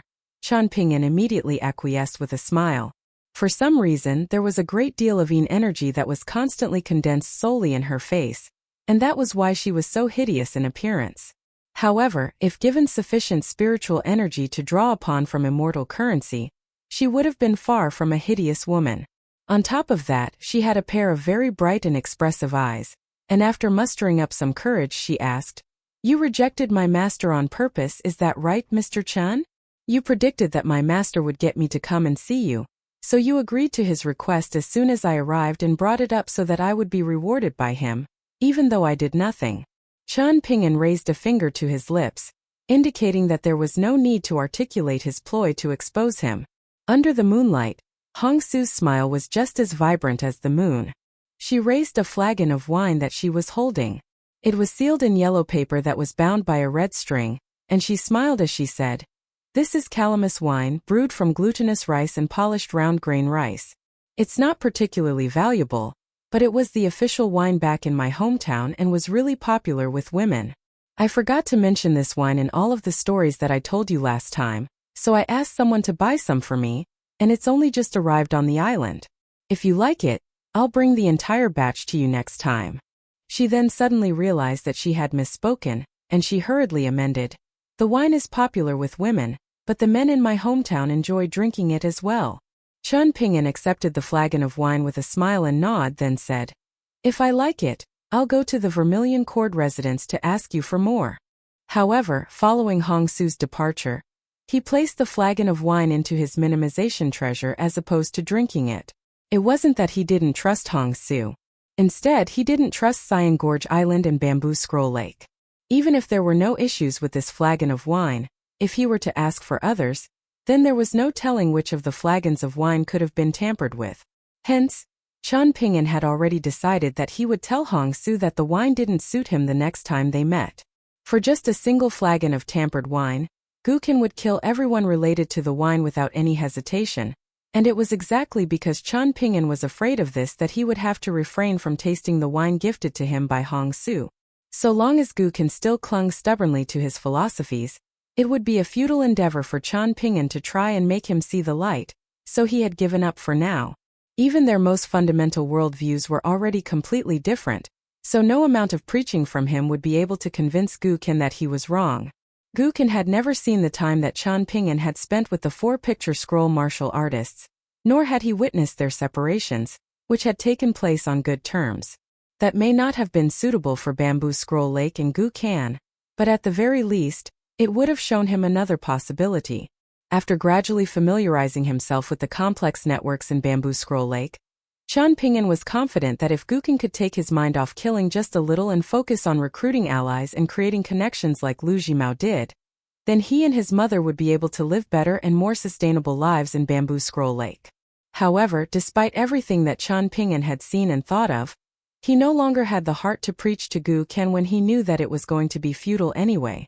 Having said that, just because he wasn't going to preach didn't mean that he wasn't going to do anything. On the contrary, he needed to do more. He had preached all of the principles that he could, yet Gu Qian still refused to see the error in his ways, so Chen Ping'an could only settle for the next best thing, which was to make amends. As long as he remained in Bamboo Scroll Lake and on Cyan Gorge Island at the very least, he could strive to prevent Gu Qian from committing any further major mistakes. Gu Qian was convinced that he was right, so he naturally wasn't going to change his ways. Chen Ping'an had received 2 significant blessings from Gu Qian and his mother, namely in the form of that bowl of rice and that fist technique manual, and he reciprocated them on both accounts. Due to his inability to overcome the hurdle in his heart, he was forced to shatter his own golden scholarly core. Only then was able to feel as justified as possible and remain in Bamboo Scroll Lake. From there, everything that he had done had been for the sake of atoning for Gu Qian's mistakes. This was a very simple sequence of events, but that didn't mean that it was easy to follow. The first step was particularly difficult as Chen Ping'an had to convince himself that shattering his own golden scholarly core was a price that he had to pay. Preaching principles appeared easy, but in reality, it was the most difficult thing that one could do, and the difficulty laid in preaching the principles that required one to make sacrifices. One had to weigh up their own conscience, and if they still decided to preach the principles, then the price that had to be paid was often unknown to others and impossible to articulate. Outside of these 2 things, Chen Ping'an also had to mend his own mental state. He couldn't afford to collapse before he had finished making amends. Chen Ping'an emerged from his room, and this time, he didn't forget to blow out the 2 lamps on his desk and his dining table. He passed through the entrance of Cyan Gorge Island and arrived at the dock where his boat was tethered. He wasn't carrying Sword Immortal on his back, and he stood at the lake in nothing more than his azure robe. The entire surrounding area was completely silent and deserted, and the night breeze in winter was rather chilly. For the first time since reaching the 5th tier and donning his golden sweet wine, he felt cold. The more he traveled, particularly after witnessing more and more of what took place in the imperial courts and in immortal sects, the more he found Master Ruan's viewpoints about the master and disciple relationship admirable, and the more he appreciated the lesson of go beyond go taught to him by Cui Dongshan. Ruan Xiong didn't take on disciples so that they would stand up for him in his time of need, or so that he could summon them at his beck and call and direct them toward his enemies. Ruan Xiong had once said that he would only accept like-minded individuals as his disciples, not people who only knew to be dedicated and loyal to him. What was so difficult in life was that there were certain things that one simply couldn't come to terms with, but that was only a difficulty that good people had to face, while most people never considered such matters to any meaningful degree of depth. If the world gives me a beat down, why can't I retaliate? If someone dares to punch me in the face and enrage me, then I'll be sure to make them pay. As for whether they're justified in their actions or if my pursuit for vengeance will harm innocent people in the process, that's not for me to consider. Such a way of thinking was not right. Cultivation of power was the foundation to self-preservation, but cultivation of the mind was the key to ascending to greater heights. Regardless of how one chose to pursue the great Tao, occasionally, there would come times when they would need to make way for others. Jian Lai stared blankly into the distance with a sullen look on his face. The world was so massive, yet he had no one to speak his thoughts to and could only keep them bottled up. All of a sudden, a thought occurred to him, and he pulled a piece of charcoal out of his minimization treasure. He then drew a large circle onto the dock before crouching down in the circle, and drawing a line that split the circle up into 2 sections. From there, he crouched beside the line and remained silent for a long while with his brows tightly furrowed. After a long pause, he removed the sword-nurturing gourd from his waist and took a swig of Crocaw wine from it, and only after that did he write down the words good and evil on the opposing halves of the circle. On this night, he was determined to make a breakthrough on the concept of the singularity, a concept that he hadn't been willing or able to consider deeply in the past. Jian Lai remained in a crouched position, straddling the line between good and evil as he wrote down the phrase "put people first," then murmured to himself, "That's all I can think about for now." After doing all of that, it was as if he had suddenly arrived at some type of epiphany, and he quickly made his way into the good semicircle, then began rapidly scribbling something down onto the central one of the 3 sectors in the semicircle while murmuring to himself, "If this represents those who are most earnest and determined to strive for goodness, then regardless of which of the 3 teachings or 100 schools of thought that they subscribe to, even if they've never read a book in their life and don't know how to read, these are the people who will be most receptive to the principles of the world. There won't even be any need for a wise man to preach to such individuals as they'll be willing to seek out the right principles of their own accord, and regardless of how much hardship they face, they'll remain true to themselves." Jian Lai quickly rose to his feet and made his way into the opposite sector, situated in the center of the evil semicircle. From there, he crouched down and began writing once again as he continued to murmur to himself, "Human nature is evil at its core, but the connotations of the word evil here aren't necessarily all negative. Instead, it describes another type of instinct in the hearts of humans, namely one's instinctive sense of the singularity in the world. This spurs them on to fight, to covet, to maximize one's own interests. Unlike those in the previous sector who see beyond their own life and death to higher purposes like the 3 eternal pursuits of Confucianism, for those in this sector, oneself is the entire world. In their eyes, if I die, then the world dies. If I live, then the world lives. To them, the small singularity that is the self is no less important than the big singularity that is the entire world." It's the same reasoning behind Julien's explanation of why he wouldn't be willing to kill someone to save the world, just as he wouldn't be willing to kill someone to not save the world. Once again, the connotations aren't necessarily entirely negative, as it's simply a pure reflection of human nature. I haven't seen it with my own eyes, but I'm confident that this concept has once served as a catalyst for the evolution of the world. Only those who have their hearts firmly rooted in this sector can be capable of saying things like, "Once I'm dead, who cares if the entire world perishes?" However, all sentient beings of the world innate quality, and it's a foundational quality that makes us human, or at least one such quality. This explains why so many unjust people are still able to cultivate to immortality with no problems, and can even live better lives than the supposed good people. Heaven and earth has nurtured all living beings without bias, and it does not judge living beings based on our perceived notions of good and evil. After taking a large swig of wine, Jian Lai made his way over to the rightmost point on the upper semicircle. The hearts of those in this sector are not as resilient as those of the people in the neighboring sector to the right. They are more hesitant and easy to sway, but overall they are still on the side of good. However, their hearts will change in accordance with the shifting circumstances around them, and in order to remain on the path of goodness, they require the principles of the 3 teachings and the 100 schools of thought to guide them, to warn them that the heavens are watching in everything that they do, and that all of their actions serve to tilt the scale of karma in some way. From there, Jian Lai was struck by another flash of inspiration, and he strode over to the good and evil near the center of the circle and added some more writings. Above them, he wrote, "Willing to believe that there is more to life than transactions and exchanges," while below them, he inscribed the phrase, "If something was given for no tangible returns, then that is a sacrifice to the detriment of the singularity that is the self." Jian Lai withdrew his charcoal pen as he murmured to himself, "As soon as one feels as if they've suffered a loss that's detrimental to themselves, they will be filled with agitation and self-doubt. They'll begin to look around with the intention of recovering what they've lost from elsewhere, perhaps even with interest. This explains why things are so chaotic in Bamboo Scroll Lake. Everyone is struggling with all their might to gain back what they've lost, protect what they have, and covet what others possess. This is why there are many people who were wronged by the world at one point, then go on to retaliate against the world at a later point without any care for the collateral damage that they cause. They don't do this purely for survival. Gukin is an example of this. He's already living a very good life, yet somehow he has still become someone who enjoys killing others. This evolution isn't purely attributable to the circumstances in Bamboo Scroll Lake. Instead, this was always a seed that was present in his heart to begin with, and as soon as he came into contact with a larger environment, such as Bamboo Scroll Lake, that seed would have the space and freedom to grow unchecked, and he would naturally begin to covet the singularity that belongs to others, whether that be in the form of their wealth, their lives, or anything else. Chan Ping'an strode over to the leftmost point of the upper semicircle as he continued. The hearts of the people here are the most chaotic. They want to be good but they don't know how.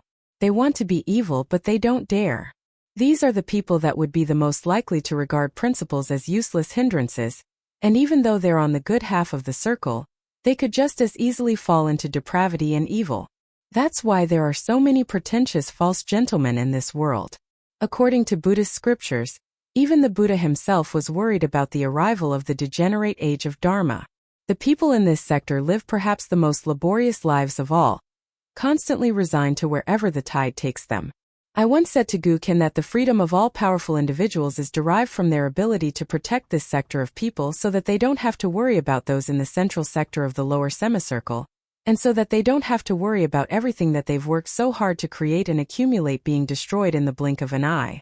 Under the protection of the powerful, these people can refuse to follow the rules, they don't even have to know the rules, and perhaps they can even actively go against the rules and still live just fine. Chan Ping'an rose to his feet and made his way to the opposite sector, the rightmost one in the lower semicircle, then continued his writing. For the people in this sector and the central sector next to it, preaching principles like laying down one's killing blade is the only path to salvation, is bound to be a futile endeavor as such principles will only fall upon deaf ears.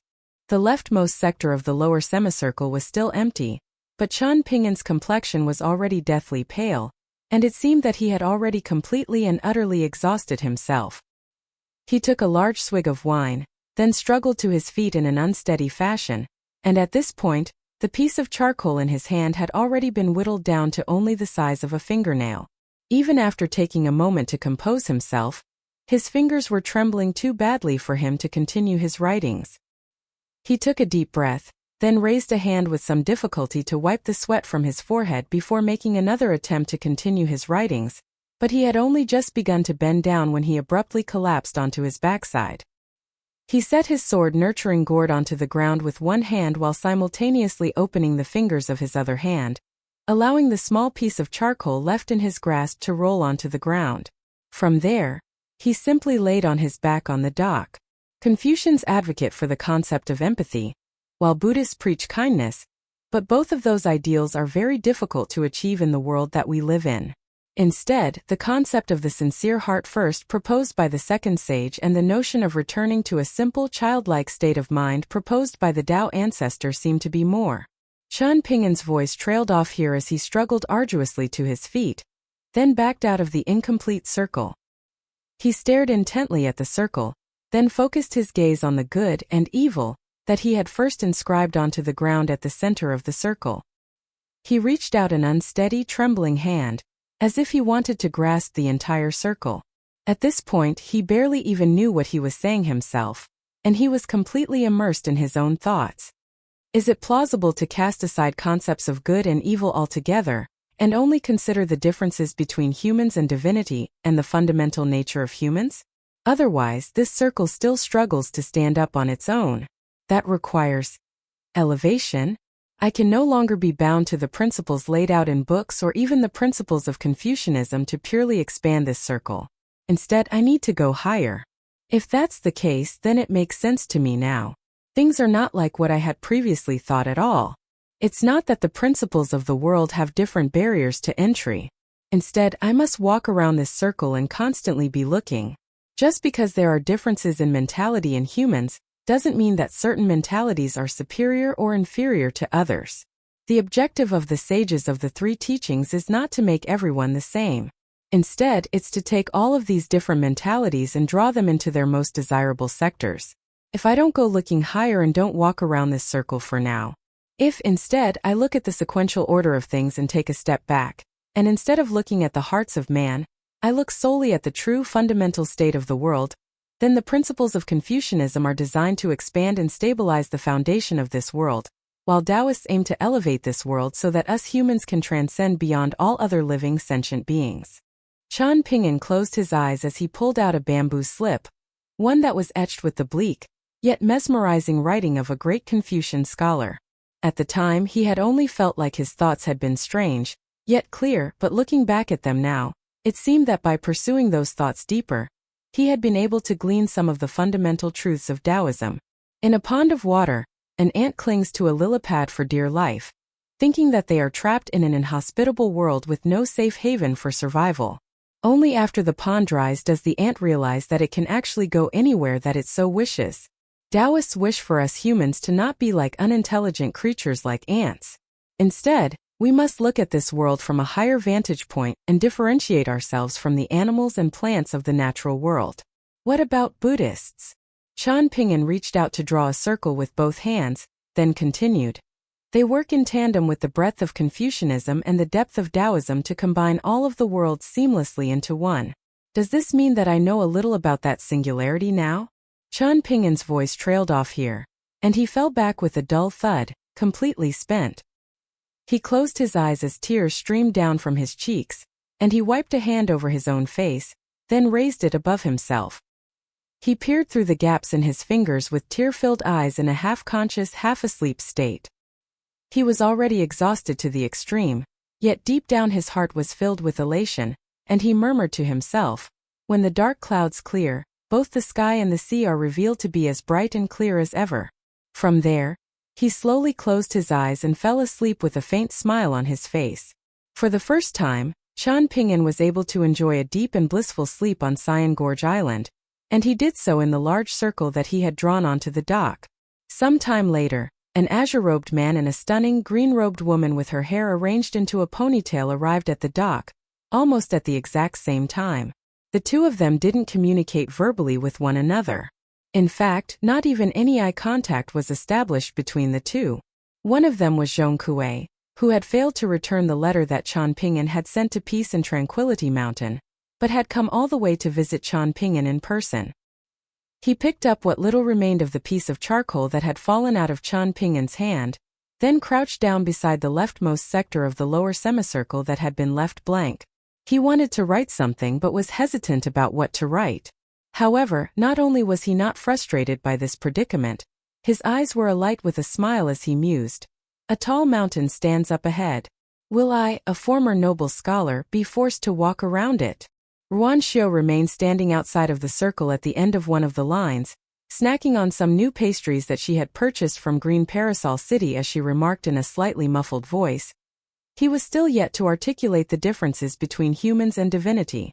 Zhong Kuei held the piece of charcoal in his hand and swept his gaze over the surrounding area as he said, "It is in the face of extreme hardship and adversity that one must display their courage, and Qian Pinyin has done exactly that. With a clear heart and conscience, all principles will be illuminated and made clear." Ruan Xiu chimed in. Only then did Zhong Kuei turn to look at her for the first time, and he said, "You better not take advantage of Qian Pinyin while he's asleep. Having said that, if you insist on doing so, I can turn my back and pretend not to see anything. As a gentleman, I know not to interrupt a good thing." Ruan Xiu also turned to look at Zhong Kuei for the first time, and a befuddled look appeared on her face as she mused. "Your name is Zhong Kuei, right? You're a rather strange ghost. I can't quite comprehend you. That guy understands me, and that's why I've come here," Zhong Kuei said as he pointed a finger at the snoring Qian Pinyin behind him. Zhong Kuei swept his gaze over the surrounding bamboo scroll lake, which most certainly appeared different to him than it did the average person, and he murmured to himself, "If I am the only gentleman in this world, then how massive a shithole would this world have to be? I know you want to help him, but I advise you not to stay and try. Your presence will only be detrimental to him," Ruan Xiu said in an indifferent manner. "Really?" Zhong Kuei asked. "Do you trust me?" Ruanxiu countered. Zhongkue nodded in response. Ruanxiu finished her pastries, then dusted off her hands before departing. Zhongkue paused for a moment, then gently placed the piece of charcoal back on the ground where he had picked it up from. After that, he rose up into the air and wrote down a phrase consisting of 8 characters, then promptly set off to return to the parasol leaf continent. He was no longer the noble scholar that he once was, and he was now able to come and go anywhere that he pleased purely on his whims. The phrase that he had left behind was, "All is well, all is free."